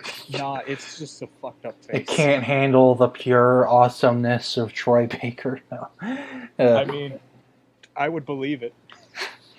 In the sequel, we just find him being hit with a golf club on the floor. Oh no. Look, I love The Last of Us 2. It's like one of my favorite games of all time. I think the golf club jokes are funny when they're not being, misogynistic or transphobic. Yeah. But I made it serious now for some stupid reason. I'm sorry about that. Oh, you're good. But it's a weird mannequin face. Yeah. He also, like, Simon Krieger is a character, but he was only in 2 issues of Iron Man, and he died in the 2nd issue. Oops. They were like, who can we get as the head of Rock? He's not the head. He's the head of R&D, but he's basically taken over. He's basically a pretend scientist. He pretends to be a scientist, but he's like Justin Hammer and Iron Man 2. And also Elon Musk. Yeah, the thing is, he is Elon Musk, like, just 100%. Like, there's a line later where, I think Finn, which, by the way, we'll get to that in a sec, but Finn says, you're not a scientist, you don't come up with anything, all you do is steal other people's ideas and sell them. And, yeah that was a pretty big jab at Elon Musk. Even his suit is the same. Like, the sweater and the blazer over it, that is what Elon Musk wears, but... Anyway, so Peter and Miles... Very unsubtle. Yeah. But, so Peter and Miles sit around and eat pizza, and Peter's like, by the way, I'm going to Symkaria, you gotta take over for Spider-Man. And I like how Peter was supportive of Miles and was like, no, it's okay. Like, when Miles messed up, he wasn't mad at all.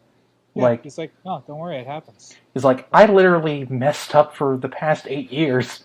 I've been failing upwards. Yeah, he's like, ever tell you that time I snapped my girlfriend's neck? Yeah, that was my biggest failure. Couldn't sleep for 2 weeks. Anyway, here's the suit. Yeah. Oh man, that made it awkward. I gotta go to another country. Bye. Yeah.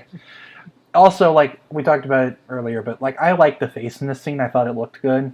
And... Yeah, it's weird for me that I can totally get I can totally accept the new face in Miles Morales, but in the remaster, it just feels off to me. Yeah, and I think it's because my brain is just way too used to the original one. Yeah, that's. I feel like in the sequel, they're gonna make it look a lot better, and also. Yeah, they're gonna tweak it a bit. Definitely. And they're making the game with that face in mind. So. Yeah.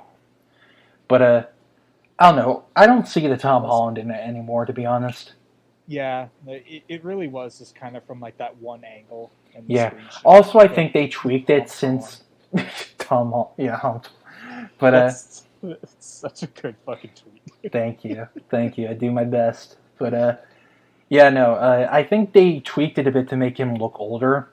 I definitely feel like they touched on that. Yeah. Also, like there were just shots. The shot where he was like holding up the web sign, like. I saw like the dark circles under his eyes, and I'm like, that looks so cool and real, and like also the hair in the PS5 version looks so cool. Like, I don't mean to gush about graphics. Well, I do mean to gush about graphics, but like the hair, it looks so much better. But Peter's like, see. I'm not actually that big a fan of the hair, at least from what I've seen. Oh, you mean the hairstyle? Yeah. Yeah, no, I don't like the hair. Too neat. Yeah, I don't like the hairstyle. I mean just the hair graphics. Like the physics of the hair. Yeah, the hair graphics. Because they use. Yes, I 100% agree. They use strand systems now, like from The Last of Us 2, I think. Yeah, it's not just a blob; it's actual hair. Yeah. But I'm not a big fan of like the style. If they kept too neat for a guy who wears a mask for 12 hours a day, they should have kept the same style from the Insomniac model. I agree. That would have looked much better. Perfect, in my opinion. Like just the big spiky hair, big poofy. Yeah. But so Peter's like, okay, bye. New York's only Spider-Man, and then it's set to this. Miles goes off, and it's set to this song from the reveal trailer, which is On My Own by Jaden and Kid Cudi, and you get to swing while the song is playing in the background. It doesn't stop until you get to the next part where you meet up with Genki, and so you meet up with 4 Twitch streamers. Yeah, it seems like not many people are getting striked for it, which is good. So yeah. Because Jacksepticeye uploaded a Let's Play of it, and he didn't get striked for it, I don't think. So, he is Jacksepticeye. When I'm just like, oh, Markiplier or Jacksepticeye didn't get a strike for it, it's like... Of course they will. Speaking of Markiplier, Unis Honest is over, and now I'm depressed. Anyway, I'm actually upset that I didn't hear about Unis Honest until like a day before it ended. You'll be able to find the videos. Oh, I'm sure. But yeah, but no, it was really good. I thought like the videos were mostly like comedy videos, but they were very creative, and it's like, what can two people who have a lot of money and big budgets do when they don't have to worry about getting demonetized because this isn't their main channel? By the way, Craig left, so we have to rely on yeah, I see the message now. Okay. Yeah. No, Craig didn't even really leave. He just went to general. Yeah. Oh, now he's gone. Bye-bye. But yeah, okay. I like the channel where it's like, what can two people with big budgets do when they can just make videos and not have to worry about the algorithm? Because they already have their main channel, so it's like, we don't have to worry about that anymore. Yeah. But it was really good. It was a lot of fun, and unfortunately I missed some, which was sad, but... I saw a tweet the other day, like, when the channel ended, where it's like, Unis Honest seems like something that I could make like a really great video essay type thing about. I wish I got to see a single video. Yeah. I'm sure video essays of it will come out soon, but... Oh, totally. But yeah, no, Unis Honest was a really good experience, and I think it came out at the right time, because I was in a new city, and I'm nostalgic now of last year where I'd get takeout and sit in my room and watch the new Unis Honest video. And I was like, oh, I got so much time, I'll be able to... The whole thing about the channel is that, like, the reason they deleted it after a year is that it's like, things are temporary, nothing is forever. Either you're here now or you won't be. But yeah, no, it was really enjoyable, and I got to get 2 things of merch before it all ended, so I was at least happy about that. But anyway, back on topic. So Miles meets up with Genki and opens up the gift suit, which is basically the suit he wore in Ultimate Spider-Man before he got his red and black suit. It's the Halloween costume, and you told me about this scene like before the game came out. Like they revealed the scene of them talking on the roof, and you said like you have the box with the suit in it. I assumed it was going to be the red and black one.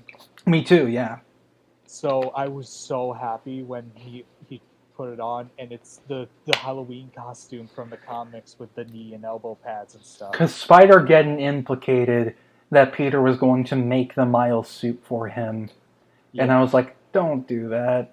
Yeah, I mean, thankfully they said, fuck Spider-Geddon. This game was just like, fuck all those comics, they don't matter.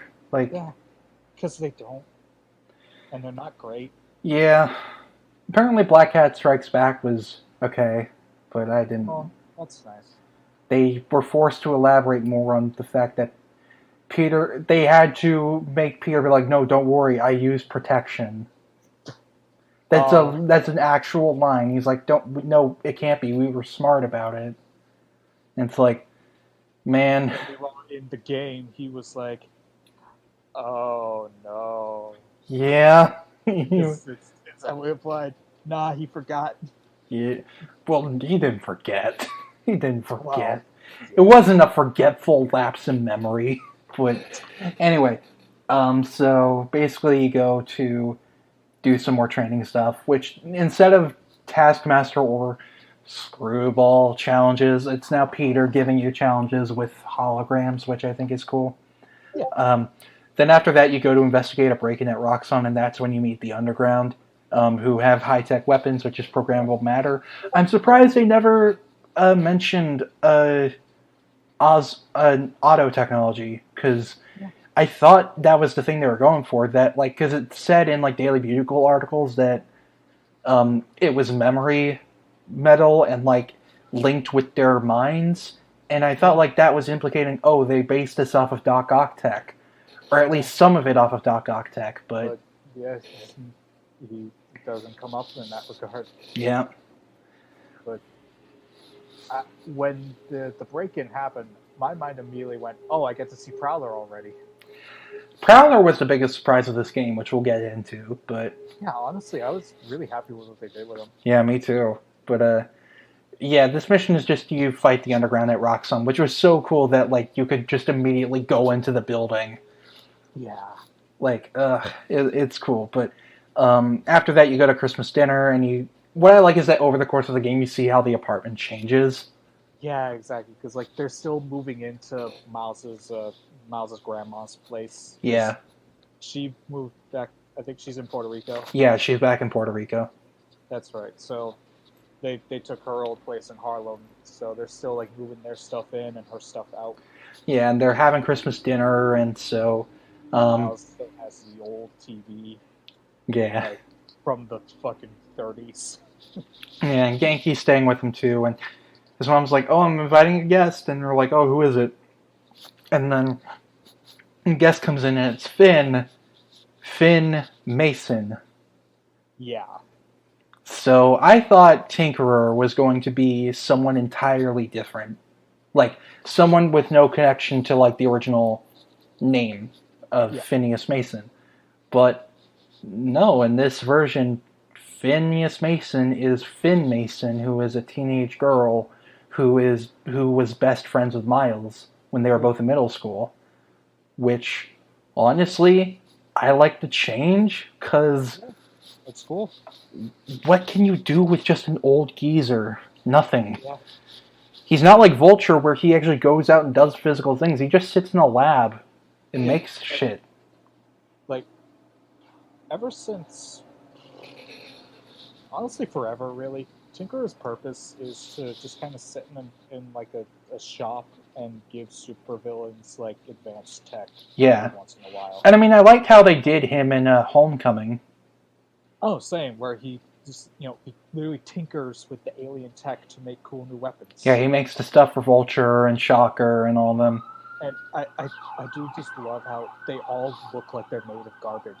Yeah. Like, they're not like, it's not fucking Iron Man where everything is like neat and well put together. No, it's literally, okay, this gun, it's made of a robot arm with like a bunch of wires and shit sticking out of it. Yeah, it's cool. I liked it, but yeah, no, it took me a while to register that this was Finn Mason as in Phineas Mason. Yeah. Because like when I heard Finn, I was like, oh, okay, I know this is the Tinkerer because we didn't see this person in the trailers at all. This is definitely Tinkerer. But then, like after we had the flashback later on with her and her brother, and we heard the name Mason. I'm like, wait, Finn Mason! It's Phineas Mason. Yeah, and something I found really odd for some reason is how Finn, her subtitles just say Finn, but her brother says Rick Mason, like the full name. And yeah. It's like, why? I guess they got that it's like people wouldn't get the connection at first, but I guess, but like, it just feels weird. Yeah, I don't know. Hers is just her first name, but her brother's is the full name. Yeah, but it's not a big deal. It's just kind of like where. Yeah. Oh, also, before we continue, this game finally like officially confirms for me how to fucking pronounce Genki's name. Genki, yeah. Like, because for years I've had absolutely no idea how it's pronounced, and this game finally in something like official, they finally said his fucking name. Yeah, because everyone's like, is it Genki? Is it Genk? Is it Gonk? Is it Gonky? Ian said Gonk. Oh God. Ian says Gonk a lot, or he did say Gonk a lot in early episodes when he was on LOTE. But yeah, no, it's Genki, which I think is finally we have that. But Yeah. so like, Thank fucking God. yeah, but so they have Christmas dinner. Miles and Finn are like, hey. Also, I love that they didn't make the thing between them romantic. Same. I love that it's a brother-sister relationship. Like, they didn't really imply anything at all. They were just like being, like they were like, no, she's family. She's like his sister. Like, Yeah. And that's totally fine because like. I don't know. I feel like if it was like other studios, they might have made it a romantic thing, and I'm like, I'm glad they didn't, because Same. that's just way too cliche. Yeah, it would have been so cliche. But so the next morning, Genki launches a. But before we continue, we didn't bring up during the swing sequence the new podcast in this game. Oh, the Danicast, yeah. Yeah, I love Danica. Yeah, she's great. She's great. And like, I'm wondering if they will have her like be a character in like an actual supporting character in the sequel, and have her and Genki be a thing. I'm almost positive that she's gonna be like a full character next time. Because in the comics, she and Genki are a thing, right? I believe so. I was actually predicting that she was going to be the Tinkerer when they were showing because Daily Bugle stuff showed her like in the marketing thing they were doing, and I'm like, wait, her hair's purple, she's wearing purple, she's got to be the Tinkerer, but no. Yeah.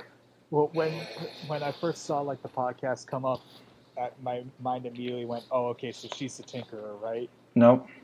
We met Finn, and it was like, oh, okay, it's her. Yeah, but yeah, Danica's a great counterbalance from all the Jameson shouting. Yeah, which is back and is also great. Yeah. It's nice to have something other than someone shitting all over Spider-Man. Yeah. But also, just as an aside, while I was playing the game, I got to a point where Miles was talking with Danica over the phone, with headset, whatever thing, and the mask, and I was just kind of like sitting on a ledge talking with her, and she seemed to imply that she has feelings for Miles or something, and was like asking about if they could go for like coffee or something. Yeah. And then but I didn't realize that there was like a crime right next to me, and it was a bunch of Roxxon guys, and they fire a bazooka, and I didn't notice until it hit me, so it interrupted the conversation. Oh, that's funny. It's like, if that ain't the essence of being Spider-Man, I don't know what is. Yeah. talking with a cute girl, seems like she's into you. Boom, fucking bazooka right to the face. God, that really is the epitome of it. But yeah, so the next morning, Genki launches the Spider-Man app for you, and Friendly neighborhood. Mm-hmm.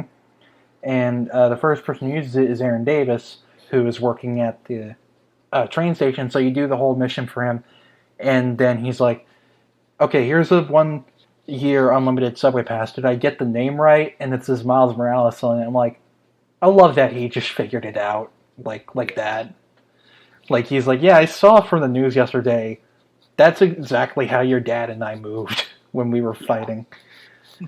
But yeah, I like that he knew, and he's like, oh, you ever get in a jam? Call me. Hint, hint. But so after that, God, what happens after that? I literally just played this section. Oh, bless you. Oh, you're good. Also the Bodega Cat mission. I love that mission. It's so fun. You don't get the suit until after you beat the game, but it's really fucking stupid. I think. Yeah, but it's a great suit. I'll get to play with it in New Game Plus. Yeah, I love it. Stop me there. He looks so much like my cat Tigger that it's just like, but so. God, I'm blanking. What happens after this? I forgot. You go to meet with Finn. Right. And you have a flashback to y'all and Rick talking about stuff because she's going to Midtown, Miles is going to Visions, and Rick Mason's going to work for Roxxon. So that all happens, and then she's like, oh, I gotta go. And Miles is like, no more secrets next time we meet. And she's like, yeah, sure. Very unsubtle. Yeah. Yeah. So then Miles gets back to his place for his mom's rally. Am I missing anything? Have I forgotten about anything? I'm trying to remember.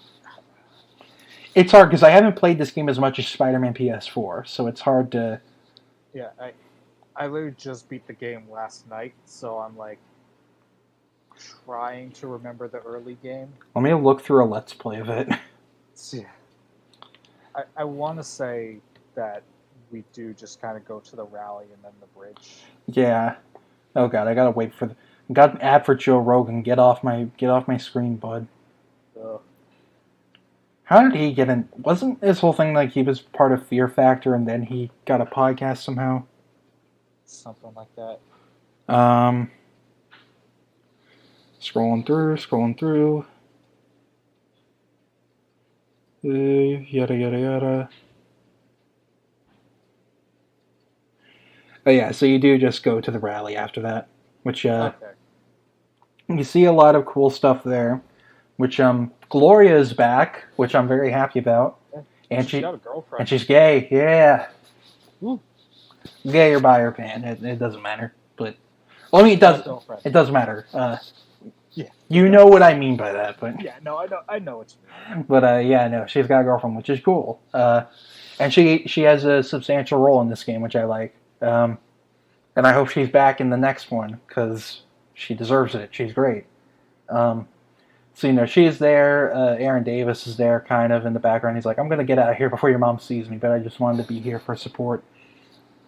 But so also one moment I liked is when Miles is watching his mom talk, and then he's like having anxiety, and he's like, "Are you okay?" And he's like, "Yeah, it's just the last time I was in a situation like this, my dad died." And like, it showed he still has PTSD from that, because that was like 9/11 Part 2. Like, it was fucked. Like 4 guys suicide bombed. Like, all because they hated Osborn. But and they didn't even get Osborn. Yeah. But so basically the underground attack, Tinkerer is there and like, Simon Krieger's a killer, we're gonna fuck his shit up. We're not gonna let him open the Roxxon. Oh, by the way, the Roxxon Plaza, Roxxon's whole thing is that they have new form, and they're like, oh yeah, this generator will give clean energy to Harlem, and then New York, and then the world. Yeah, no strings attached, no consequences. We're just gonna gentrify your whole neighborhood. Don't worry about it. It's fine. But so the underground attack. Rio breaks her arm. So Spider-Man attacks the underground and then goes to the Braithwaite Bridge or the George Washington Bridge because Simon Krieger likes money. I'm sorry. No, we made that joke when we did our reaction to the PS5 thing. Dude. But so I thought it was cool that it was this early on. I didn't think it was going to be this early on, but right? I thought it would be like the halfway point. Yeah, something. But this is basically the end of Act 1.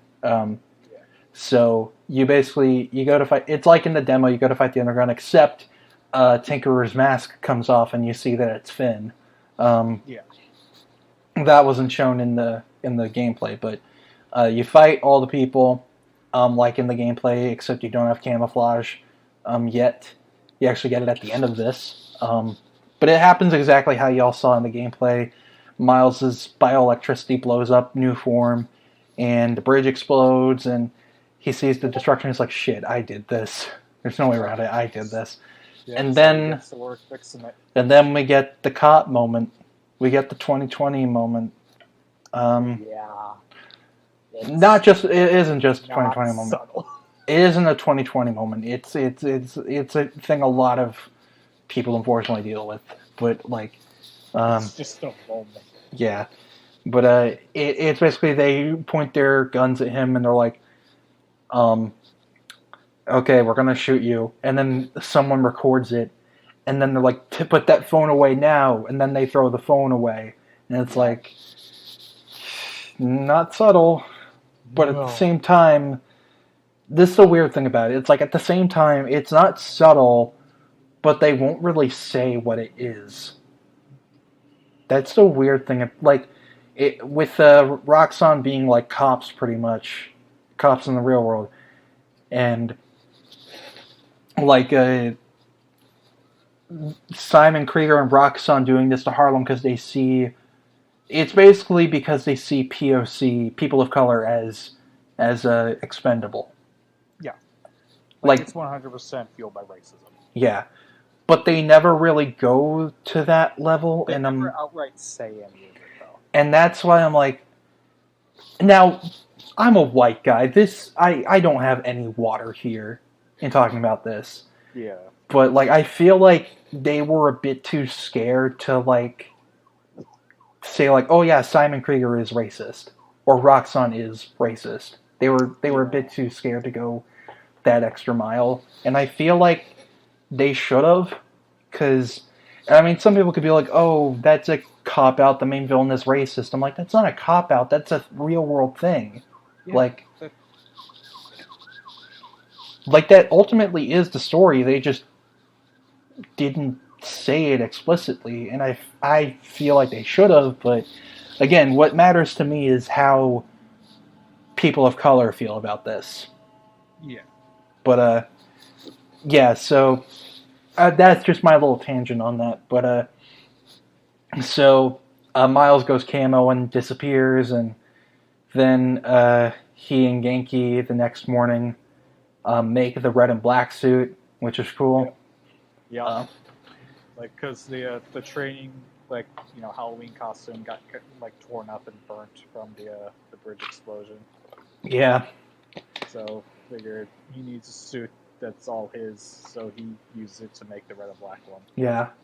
So it is. It's so, and the whole sequence is set to "This Is My Time" by Lecrae, which is another original song on the soundtrack, and it's so cool. Ugh, I love it. Ugh. But so after that, you go to the old Mason shop to find out more info on Finn and Rick and what happened and why she's doing this. Peter also calls and he's like, hey, I'm on the first flight back if you need me. Yeah, it's like, I saw the news, the bridge blew up, are you good? And Miles like, yeah, no, I got it. And he was like, okay. Why are there 7 words for bathroom? Yeah. But I do really appreciate like how supportive Peter is, where it's like Miles says he's got it, then he's got it. Yeah, like after a year of this, he trusts Miles enough to do this. So yeah. So like I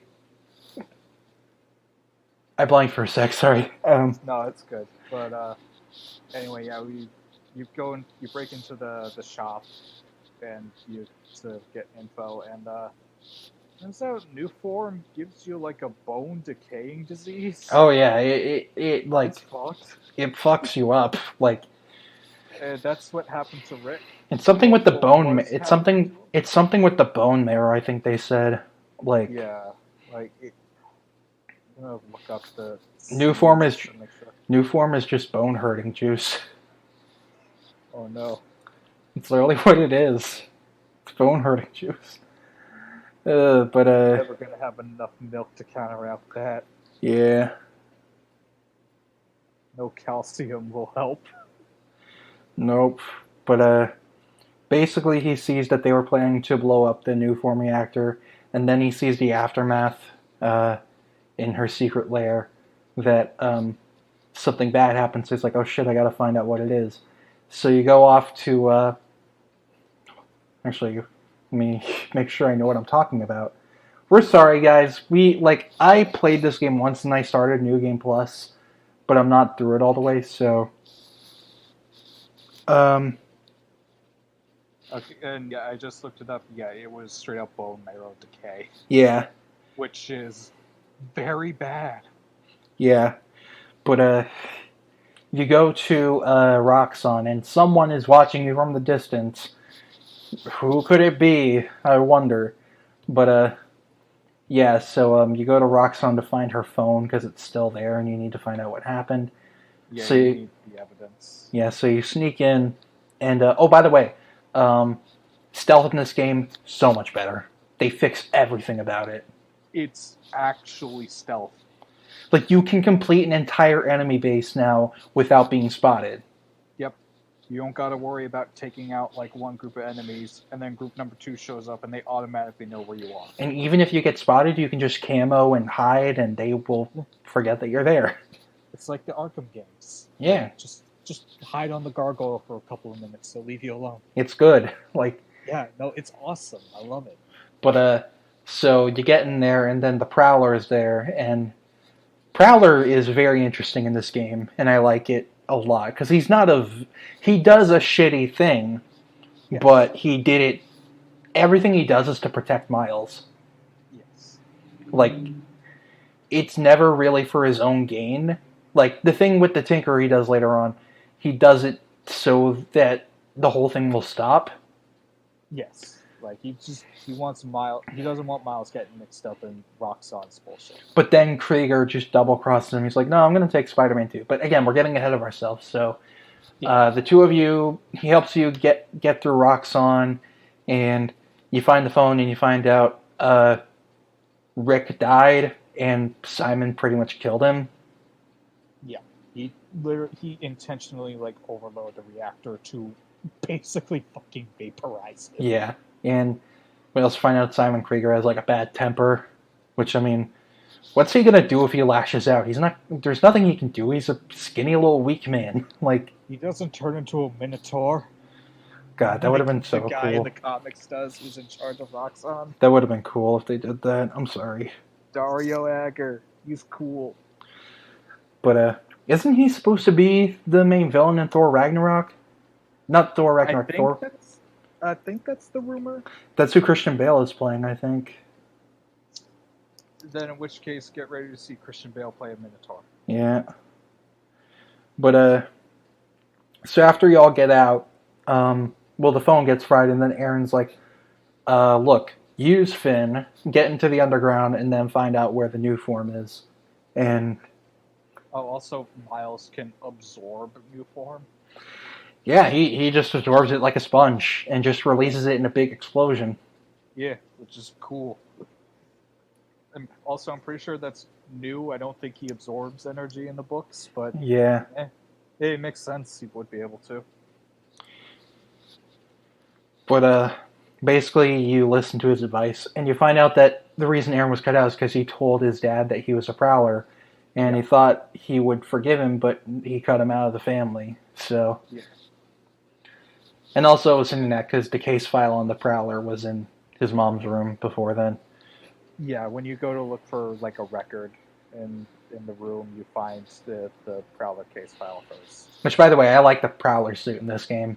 It is a bit more military-esque and like has like a bulletproof vest, but I like it. I think it's fine. Yeah, I think it could have used a bit more purple, but other than that, I like it. Yeah, but so basically next you take his advice and you go to meet with Finn, and you're like, yeah, no, that. And then she basically like, yeah, Spider-Man fucked everything up. Nobody would have gotten hurt if it wasn't for Spider-Man. And Miles is like, yeah. So can I join your underground gang? Okay. So you go do that, and you basically just try to blend in and find out where everything is. Yeah. And then you disappear to be Spider-Man. And before you do that, though, you find a programmable matter sword. I played with that. I just grabbed it, and then I just kept turning it on and off for like a solid minute. It was cool, yeah. It's just fun. Like, she invented all that. That's impressive. Yeah, like, again, programmable matter is... If you make that, you can literally make anything. Like, that's literally what Otto wasn't... That's why I'm wondering, like... That's why I wonder, like, if they were gonna... That's why I'm, like, confused why they didn't reference Doc Ock, because Miles would be like, this is like Doc Ock arms. This is what Otto was intending for, but...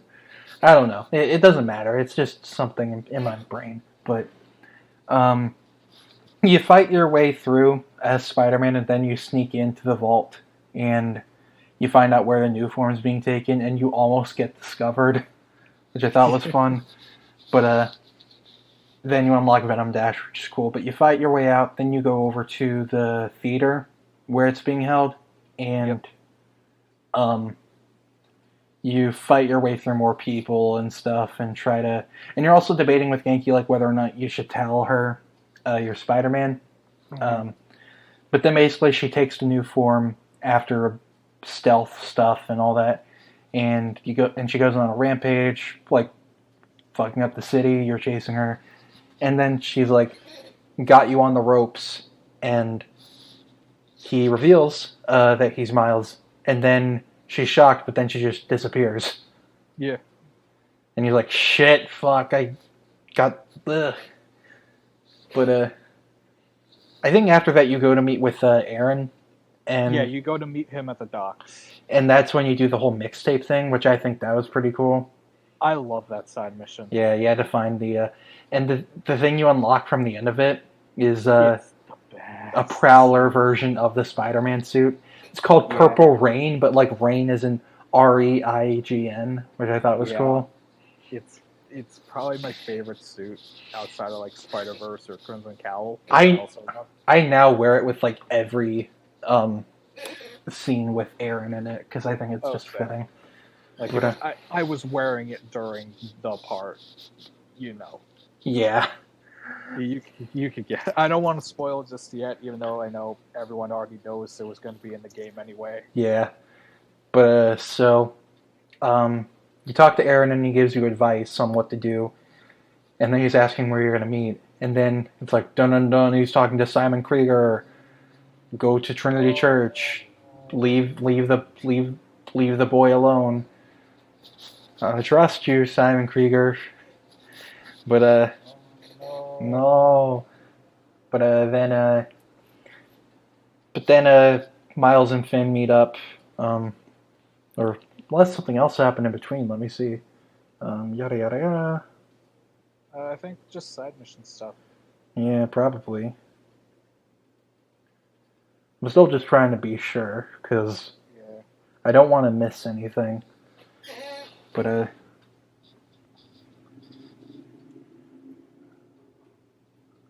yeah, let's see, Prowler stuff. Oh yeah, before we go, I don't think we talked about that the underground are in Fisk Tower. Oh yeah, and they also seized they set up shop. And they also took a lot of the assets from the demons, which I thought was cool. Yeah, and the Magia and Tombstone's gang. It feels like everything is connected. Like, this is a fallout of everything that Peter did in the first game. Now this is the stuff Miles has to deal with. Yeah. But and yeah. Also how in Fisk Tower, on like all the TV screens, they have a picture of Fisk's face, and they just scribbled over it with like a mustache, a goatee, yeah, and a speech bubble that says the Underground owns the Kingpin. It really is what happens when like kids get all this big criminal power. But exactly. Yeah, no, it's fun. But yeah, it's like the Underground are. They're just a bunch of kids. Yeah, and they don't even care about like the thing that Finn cares about, which is taking out Roxxon. They just care about like they don't even care if people die. They just care about getting notoriety.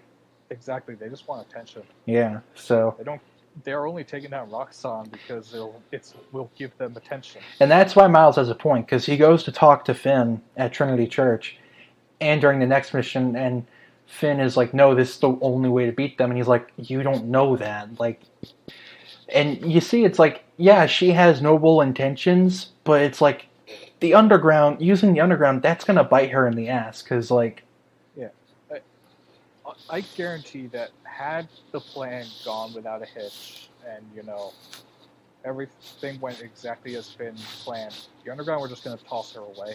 Yeah, they were gonna like probably unseat her or kill her and then take her tech, or just straight up like kidnap her and enslave her, so she has to keep making them new tech. Probably, yeah. I mean, because I don't think they would have needed her except for just making tech after that. But yeah, like they don't even really need her for anything else already. Yeah, I mean, they always talk about like there are many of them that always talk about like how like why do they even follow her except for the fact that she makes their tech, like yeah.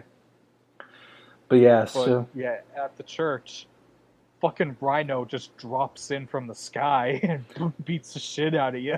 Yeah, in new armor, like new red armor. Red armor that's immune to Miles' venom attacks. Yeah, it's really cool. And then I love it.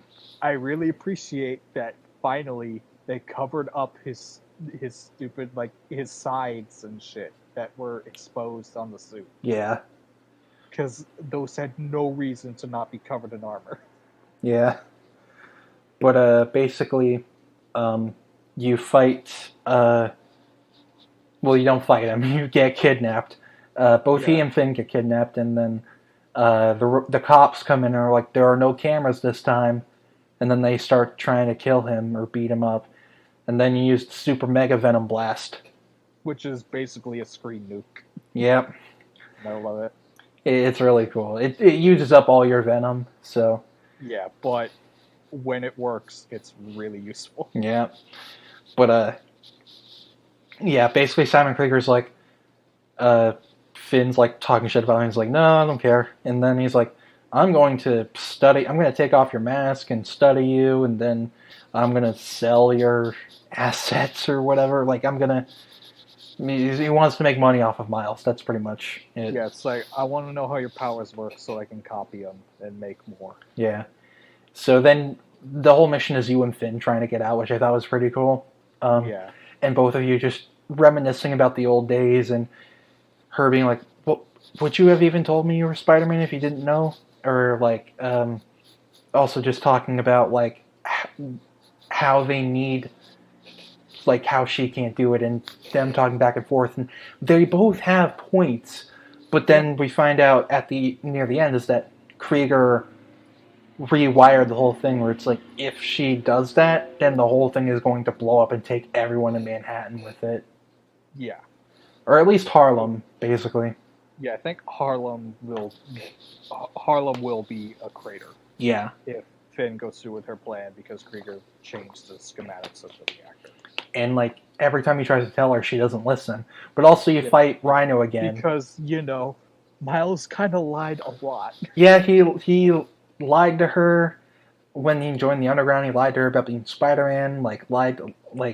She doesn't really have any reason to believe him. So it's not frustrating when she's not listening to him. Well, it is, but not in like a bad way. It's frustrating as like from Miles' perspective, because you're trying so hard to get her to stop because you know what's going to happen.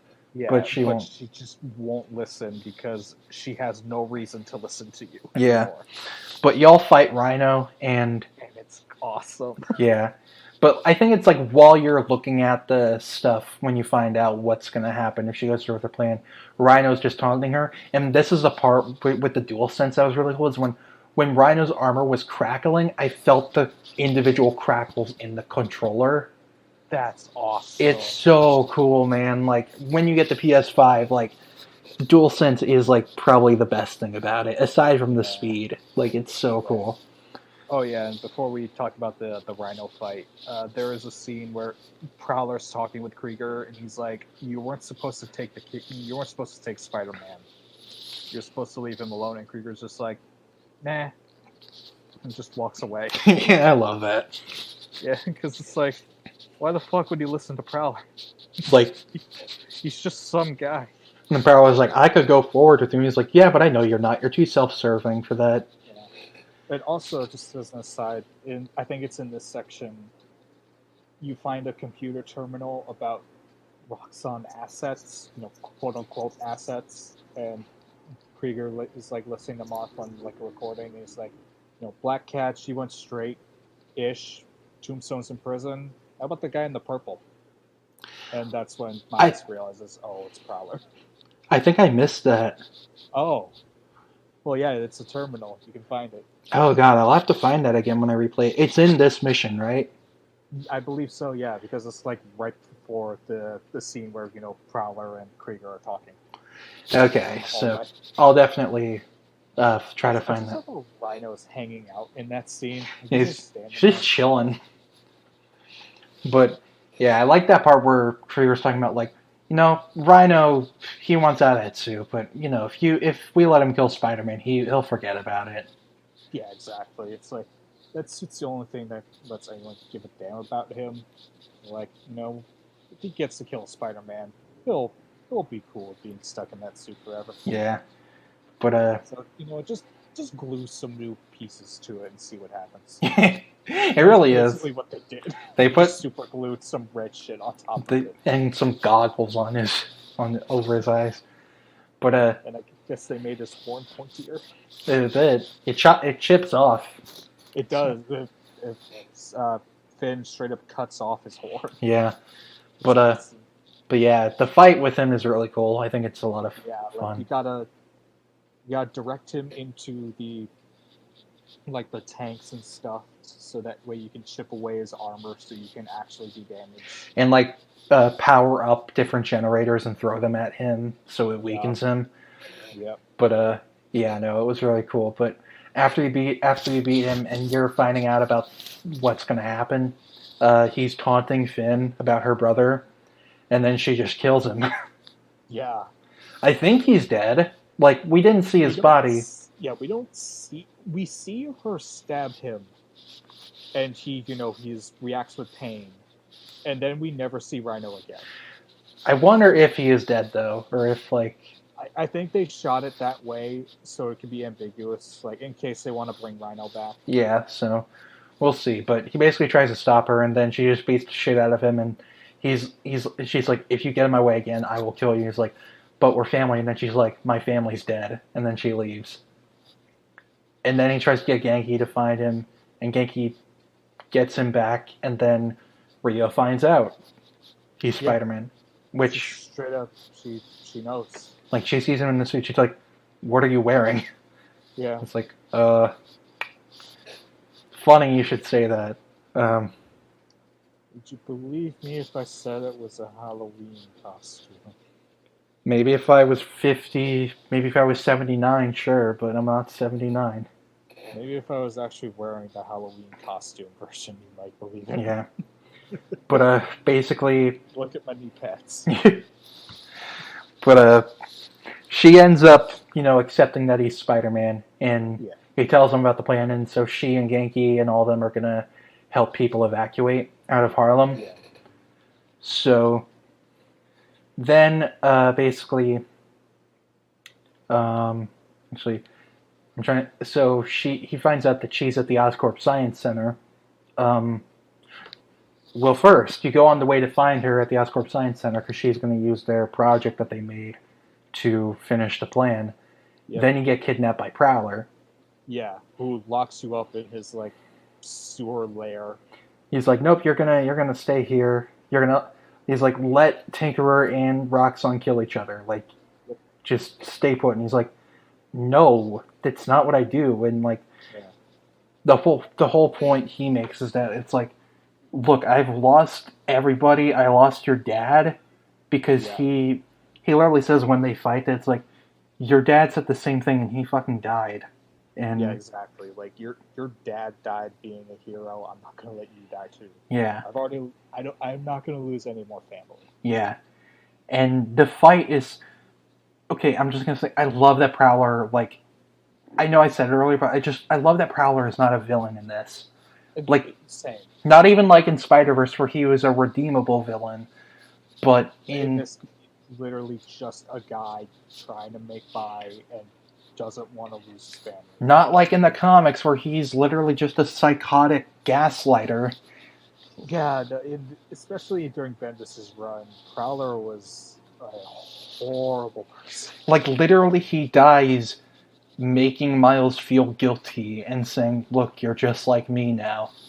Yeah, which I get was, the intent was the, dark reflection of Uncle Ben. Like, Uncle says, actually, it's all your fault. You suck. Haha. Too bad, so sad. Go home, tell Dad. But what you can, he's dead. Yeah, no. It's so cool because he's just desperately trying to get Miles. And, he is doing the tough love thing where he's like, oh, you're no match for me, or like, you're gonna lose. But when you beat him, he's like, look, I'm sorry, I can't lose you. And Miles is like, you serve nobody except yourself. And he's like, maybe that's why I'm still alive. And it's just like, it's such a cool fight, and one that we didn't really get in Spider-Verse. Yeah, no, we didn't get there was no Prowler fight. Yeah, am I? Oh, fuck me. Hang on.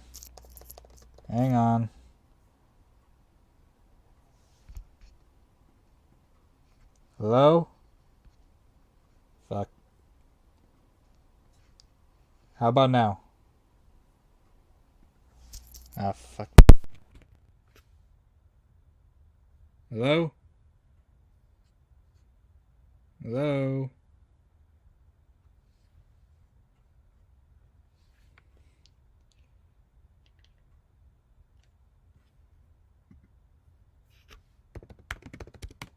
No, I cannot hear you right now.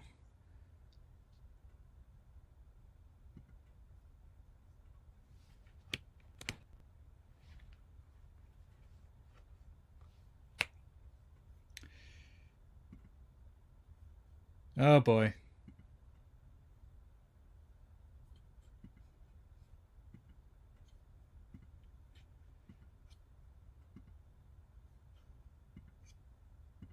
So I guess I'll just continue. So where was it? A Prowler. Yeah, that fight. It was the bet. There was no Prowler fight in Spider-Verse.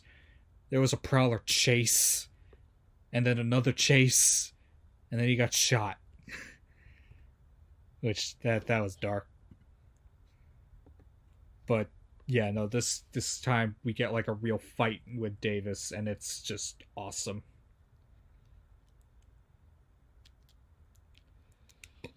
And Miles like ends the fight with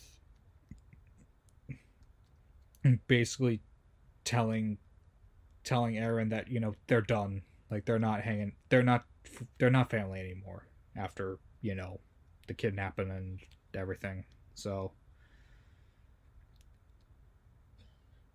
oh yeah, we didn't even, we almost skipped over the side mission with the what's her name? Haley, I think. The deaf girl. She's cool. Oh man, I am all alone. Okay, whatever. I'm gonna keep this going. So, but yeah, like her mission is in the park. They're like getting ready for like a sort of like Christmas party basically, and Hear oh, me? Can you hear me? hello? Hello? Okay, I hear you. Yeah, Discord just stopped working on my computer, so Okay, well, I'm now doing this on my phone now. But I mean, I'm the um, mic can still hear me, so I'm sorry. it's okay. Where did I last cut off? We were talking about Prowler, like the fight, and I was just trying to keep it going from there, and I was actually talking about the side mission with Haley. Oh, I probably talked over that the whole time. I'm so No, sorry. it's okay. Um, we'll so um,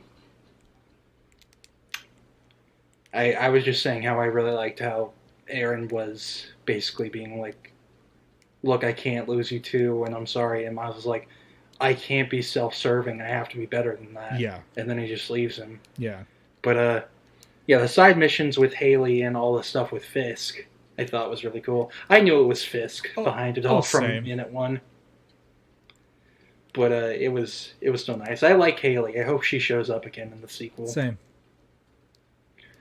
But I like that she's there at like towards the end during the big. I like that everybody is there towards the end. Like Teo, Caleb, Carmilla, I think that's her name. Yes. And Haley and Gloria. I feel like and Gloria, yeah.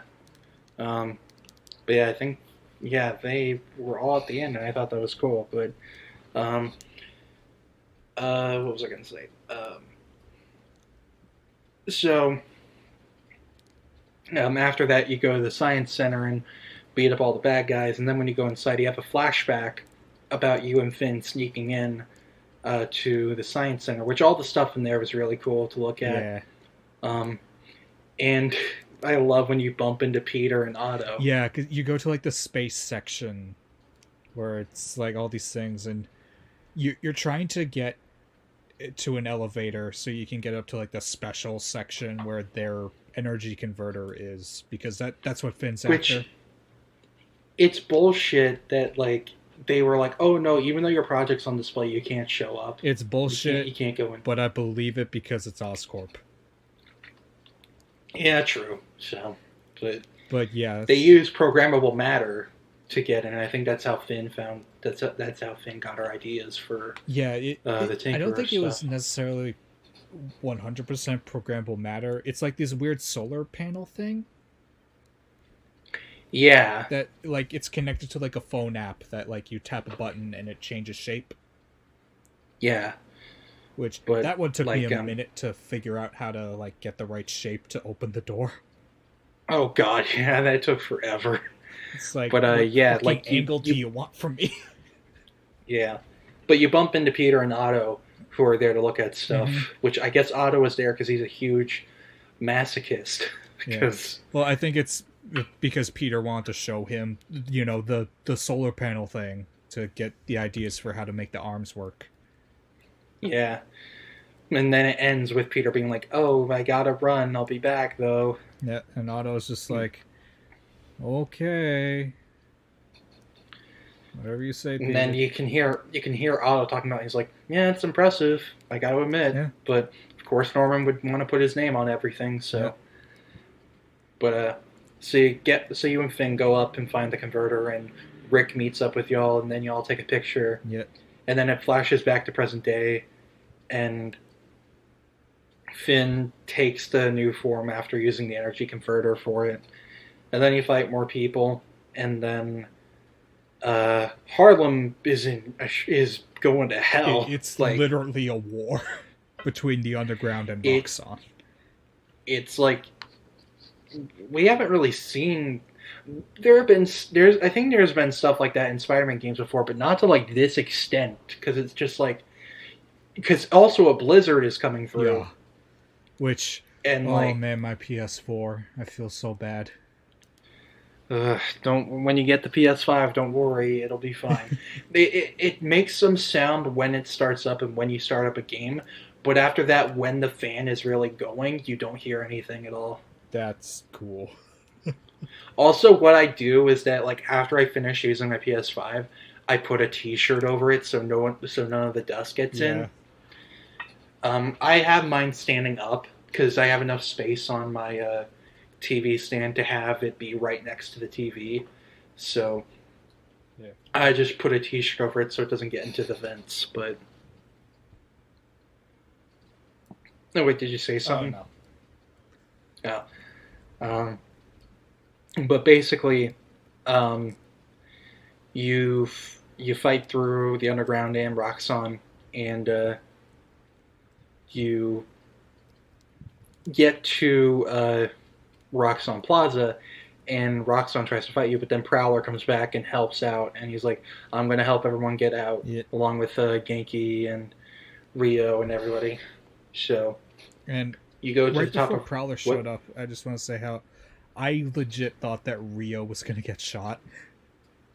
Oh, God. Because, like, if the they did guard that... was, like, he was, like, woozy and, like, wobbling around as he was trying to aim at Miles, and I was 100% convinced that Rio was going to get shot somehow. God, that would have been horrifying. It would have been so fucked. Like, let him keep his mom, please. But thankfully he did. Yes. So thank God for Prowler. Yeah, but Miles makes his way up to the top of Roxxon, and he's going to stop Finn. And by the way, I like that you have not had a boss fight with her until now. Yeah. Like, also I like that she is still the final boss. Like, I thought Prowler was going to end up being the main villain. Same. I remember I thought he was going to be the leader. How Prowler was going to be like leading the underground or something when he has literally nothing to do with them. Yeah, he knows of them, but he has like no connection to them. And in fact, intentionally like sabotages them by getting their leader kidnapped. But like I like that you didn't fight her the whole time because it makes this final fight feel more grandiose and impactful. Which like what I love about the story is that it's such a small scale story in terms of like emotion, but it's set against a huge scale background because this final fight, holy shit. It's great. Like, the whole building is coming apart. Shit is floating in the air because of the new form reactor. And, like, she's throwing death wheels at you. Like, it's so cool. And it's hard, too. Like, it's hard to get hits on her. I nearly died several times. It was...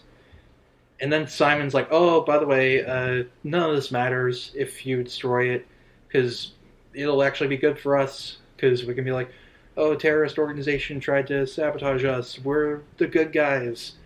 And I feel like Finn is slowly realizing that, like, during the fight that, like, she is in the wrong here, like, this isn't going to work. But she's, like, fighting Miles because she's like, no, I can't be wrong about this. Because she spent the past 6 months planning this, so like... Yeah.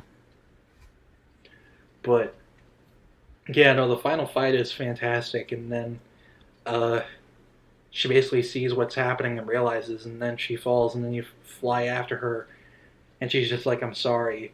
And then you go over to the new form reactor, and it's the scene from the first trailer. Yep. From the opening shot, where his hands are absorbing it, and the suit is ripping off, and he absorbs all of it. And Finn does a noble act. She takes him, flies up all the way to like the stratosphere. Basically. And is like... And he's like, he knows that if he releases it, she is going to get vaporized, just like her brother did. Yeah. And then she's like, it's okay, just let go. Yep. And he does, and she ends up dying. And he falls back to the ground, and somehow that doesn't kill him. But he's Spider-Man. Yeah, he's Spider-Man, it's fine. And his suit is like completely ripped. Oh yeah, like, no, they're torn to shreds. Like, there's nothing left of the chest. except the emblem. Somehow. That's it. But I like that the shot where it's showing his back, like that's the shot they used for the album cover. Yeah. But and also Haley gives the mask to. I wonder if they all know that it's Miles. I think some of them do. I think Gloria might know that it's Miles. Yeah. Because I'm not gonna lie. think Haley. I was half waiting for the Spider-Man 2 kids to walk up and hand the mask, saying, "We won't tell nobody."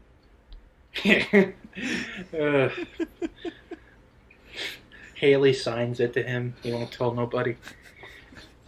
But no, that was a great moment too. When like they're like, "Did you see his face?" And they're like, "Who is he?" And Mural Guy is like, "He's our Spider-Man."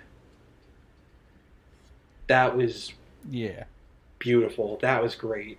Like, and then it ends with him going through the streets with like he didn't know anybody at first in Harlem, but now he's back and he's like talking with everybody, dancing with people, and listening to "This Is Where We Come From" again. And then he meets Peter up top, and also he does the thing Peter did. Yeah, where he's drinking the coffee cup upside down, and also the mural from the beginning of the game. Miles is now painted on it next to Peter, like and right next. And he's taller, like he's up higher than Peter. I love that. I love that. That's great. But Peter and Miles talking. He's like, "Does this job ever get any easier?" And Peter's like, "Some of it, yeah, but some of it, no." Yeah. And then Miles says the thing we were talking about earlier, where he's like, "Roxxon did this because they thought we were expendable, that Harlem was expendable." And he's like, "I think part of the job is that making sure we don't get away with that." Peter's like, "We'll add it to the oath." Mm-hmm. And I like that moment, but I'm also just like, y'all can just say it. Like, don't be afraid of people who think talking about racism is bad. Yeah, like just like don't dance around it. Just go all out. Yeah. Again, like I want to hear what people of color think about this. Yeah. Because their opinions on this story is what matters most, in my opinion. Yes. But and how it handles the very obvious themes of racism in this. Because it is obvious Simon is pretty racist. Yeah. But I feel like they should have taken that extra step to actually talk about it. But it is what it is. But the game ends with Peter and Miles swinging off to fight crime. And then in the credits, it pays tribute to Chadwick, which I thought was really nice. And God, I still can't believe he's gone. It like that. Still just doesn't feel real. Yeah, it doesn't feel real. But, yeah, no. And then the mid-credits scene. Oh, boy. I think there's two. First of all, yeah, the mid-credits scene is with Osborn. And Dr. Connors is there. Yeah. Even though the last game implied he was still the Lizard. Well, so, he does turn back and forth between Connors and Lizard all the time, so... I guess, but I wonder if Osborn snatched him up and he was like, "Okay, if you work for me, I'll keep you not a lizard anymore." Oh God, that's what the fucking new cartoon did. Oh no, no! I'm thinking about. Oh no! I'm sorry. No, it's I'm so fine. sorry. It's in fucking season 3. Connors was working for Osborn the whole time, who was like all fucked up from the end of season 1. Like he's even missing like an arm and a leg. It's weird. Oh God! Yeah, and with the help of the Jackal and a fucking symbiote thing, he uses the symbiotes to heal himself and become the Dark Goblin. Anyway, oh no, I'm waiting for that now. Is season 3 the last one? Please tell me it is. It seems like it will be. They implied, like the end of the season implied like a setup for a 4th season, but I don't think it's going to happen because no one watches the show except me. And like the way they did this season was weird because every episode was an hour long and there were only like 6 episodes. Yeah, they all came out like a month apart. Yeah, that's weird. Yeah, but and was MJ the only good part of the season? I mean, she was there. I guess she was okay. You know, she wasn't bad. Yeah, she was. Honestly, I failed to name anything she did, but she was there. Yeah. Well. Oh well. MJ Stains lose yet again, but anyway. So the scene is from the POV of Harry. Yeah, who's awake now. He's awake, still covered in the symbiote. Yeah, he's still got the goo. We still don't know if it's like Oscorp made it or if it is an actual alien symbiote. Yeah, we don't know what the deal is just yet. But Norman's like, he's been in there long, but apparently he's okay. His brain is normal, even though we know that's probably not true. Yeah, but because Connor's like hesitates when he says it. He's like, it's still too early, and he's like, I don't care, I want him out now. And it ends with, I think, the Thing opening, but we don't see what happens after that. So, yep. But then the last credit scene is Miles leaving the award they got on top of Trinity Church and saying goodbye, Finn. And also something I like is that there is still story stuff after you beat the game through phone calls. Like, Peter calls you several times to check up on you. You talk to your mom a bit. You ask Peter, like, hey, how do you deal with your mom knowing who you are? And then Peter's like, hey, can you cover for me? I'm working on the bathroom in my house, which is May's house, but it's now my house. Yeah, where it's like, yeah, how do you deal with your mom knowing who you are? I gotta go. I don't know. But, yeah, no. Like, but also there's a whole side mission thing, which is only after the main story, which is the scavenger hunt thing. And it's with audio logs from his dad. Yeah. Which I thought that was a nice side mission. Yeah, because this was a thing that his parents had planned for, I think, his birthday before, and they just never got around to doing it. Yeah, because his dad died. Yeah, but... Well, they were preparing it for him for his birthday that year, but then his dad died. Yeah, so... Like, oh, no. Rio decided to do it now. Yeah. Which it was nice. Yeah. And I like that story stuff still continued after... Because in the first game, it's just like you get a phone call from Yuri and that's it. Yeah. But in this one, it's just like you get phone calls from Genki, from Peter, from Rio, and Gloria too, I think. Yeah. But yeah, no, it's nice. But oh, well, I think before we go, in the during the credits, we didn't mention this. There is one Jameson podcast in which he's talking about the Friendly Neighborhood app. Yeah. And he's like, so they say that this new Spider-Man can do anything. Well, I just I basically just use it as Uber Eats, where I order like a Greek, like food from like my favorite Greek restaurant in, I don't even remember, but, and I ask for it like fresh and to be cooked in front of me in like the traditional like Greek way of just like lighting on fire or whatever. And he's like, let's see how he handles that. As soon as he says it, Miles comes in and says, here you go, Mr. Jameson. Sets it all up in front of him, lights it, and it's all cooked, and then leaves. And Jameson is just sitting there like, what? Jared, get in here. Spider-Man's trying to kill us with fire. I completely missed that. Oh, was that during like the actual text credits and stuff? Yeah, it's during the credits. Oh, I skipped them because I thought there was nothing there. Because it would just go to the... There was nothing there the last time. So, like... You fool. Damn it. I'll watch this time during... when I finish my New Game Plus playthrough. Alright, it's the best. And then he just eats the food and tells Jared, no, it's mine. You can't have it. Yeah. Poor Jared. Poor Jared. But so that's the whole story of Miles Morales. So, what did you think about the game overall? I've said it many times. I like this more than the first one. I enjoy the first one's story more, but the story in this one is still really good and trims a lot of the fat. Yeah, I think that's what I like about it, is there's not really any padding in this game. Everything matters. Yeah. Like, none of it is just side stuff. And I mean, everything in the first game mattered too, but like, still, you know. But also no MJ, which I've said I'm not a fan of PS4 MJ.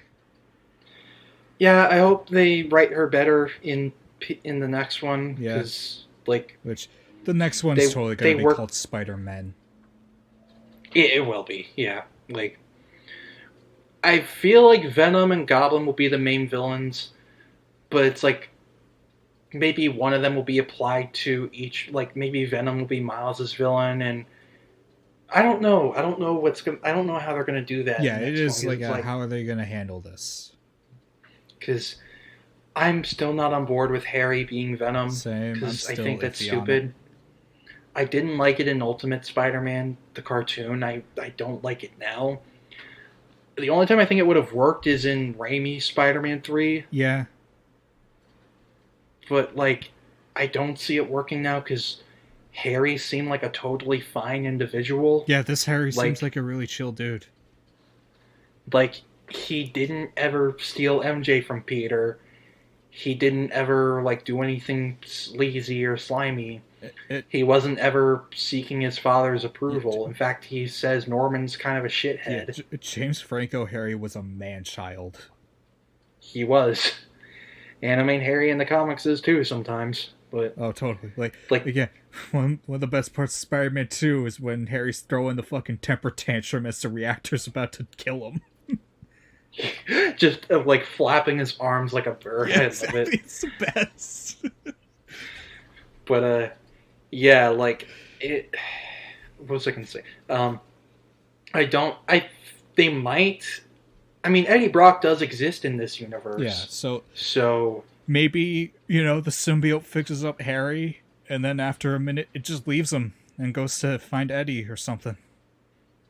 Or goes to Peter first. I don't know if they'll do the black suit.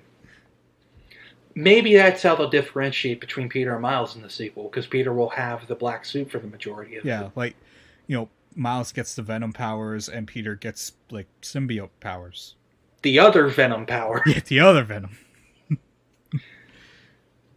And maybe it corrupts him to make him be like, Miles is stealing everything from me, taking my job, my reputation, my health. My health. Okay, it starts giving Peter Harry's disease in this game. Like, oh, God. It didn't cure Harry, it just took it away and gave it to someone else. Yeah, that'd be good. Okay, now that I've said that, I actually kind of want that. That would be so fucked up, though. Like, okay, I figured it out. Instead of Eddie having cancer, it's the symbiote, when it leaves Harry, it ends up giving Eddie the same disease, but it also, like, it's the only thing that keeps him alive now. Yeah. But I don't know, after the Donny Cates one, they'll probably, because the Donny Cates run is super popular, they'll be like, oh, no cancer storyline, because that never happened. It was all the symbiote messing with him. I feel like they'll still do the cancer bit. Probably, we'll see. But, yeah, I don't know what the sequel's going to be, except for the fact that it will be Miles and Peter equally. Yeah. But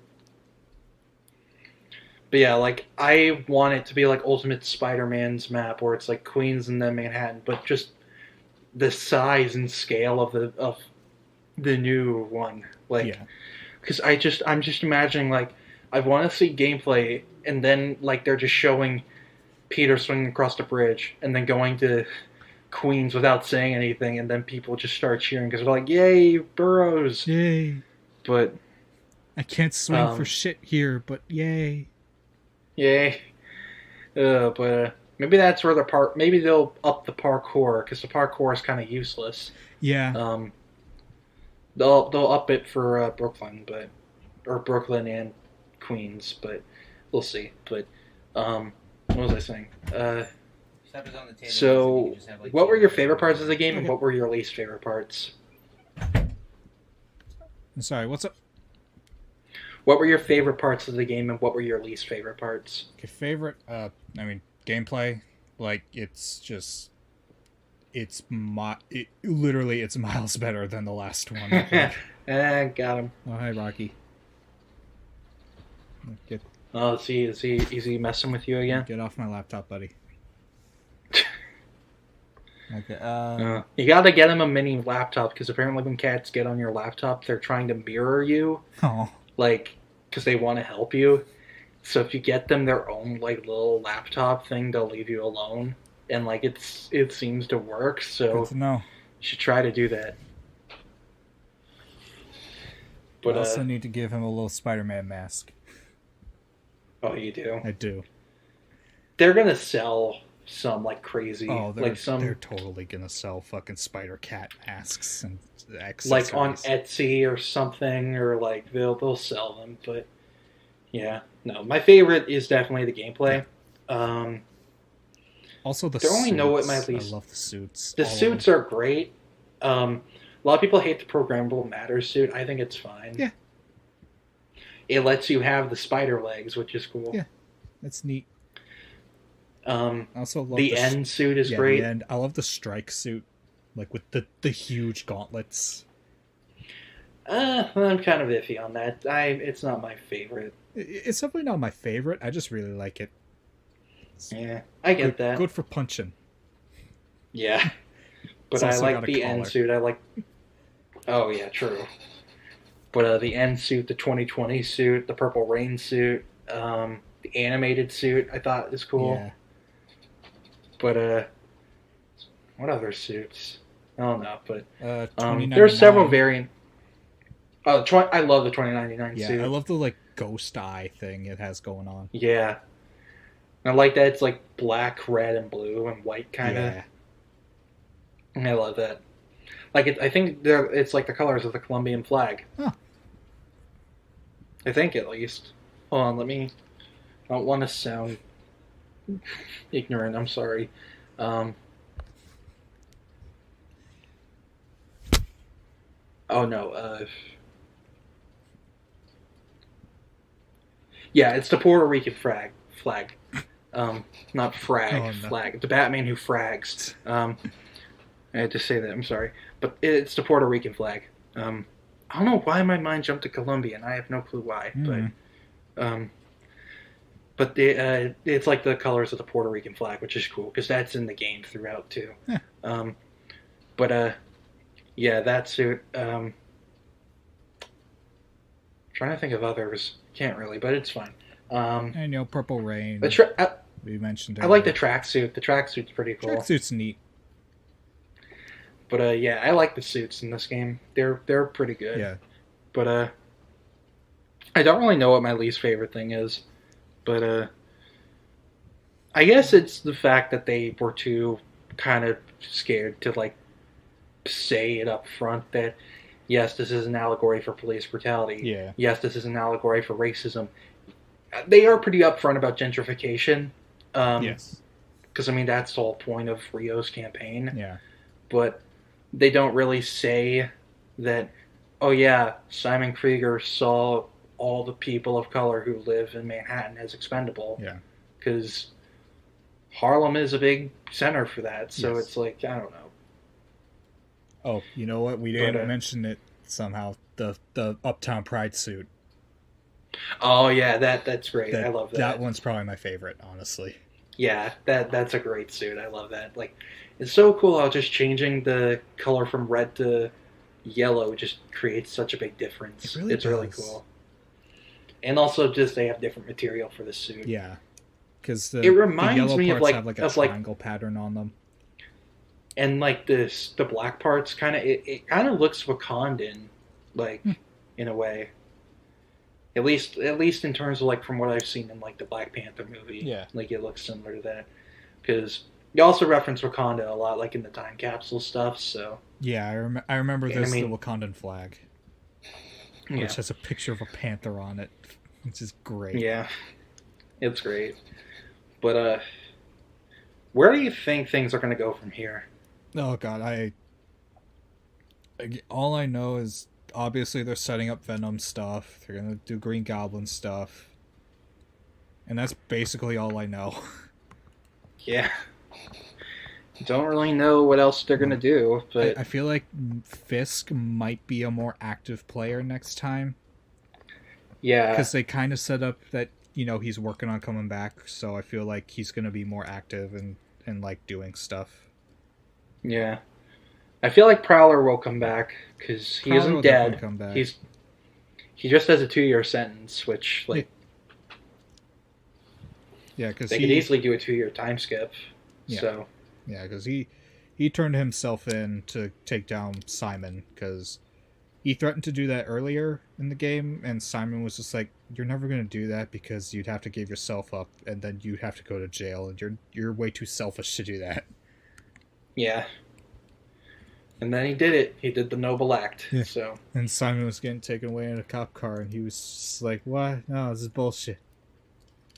Like, I'm Simon Krieger. I'm white. I'm Elon Musk. Yeah. Look at my blonde hair and blue eyes. Oh God. Yeah. Oh God. But yeah, no. I'm really interested to see where the sequel goes. I wonder. I was kind of half expecting Miles to meet Mr. Negative in this game. Yeah.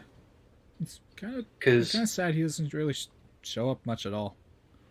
Because I mean, he did kill his dad, like, not quote unquote directly, but he did kill his dad pretty much. So like, yeah, honestly, he did.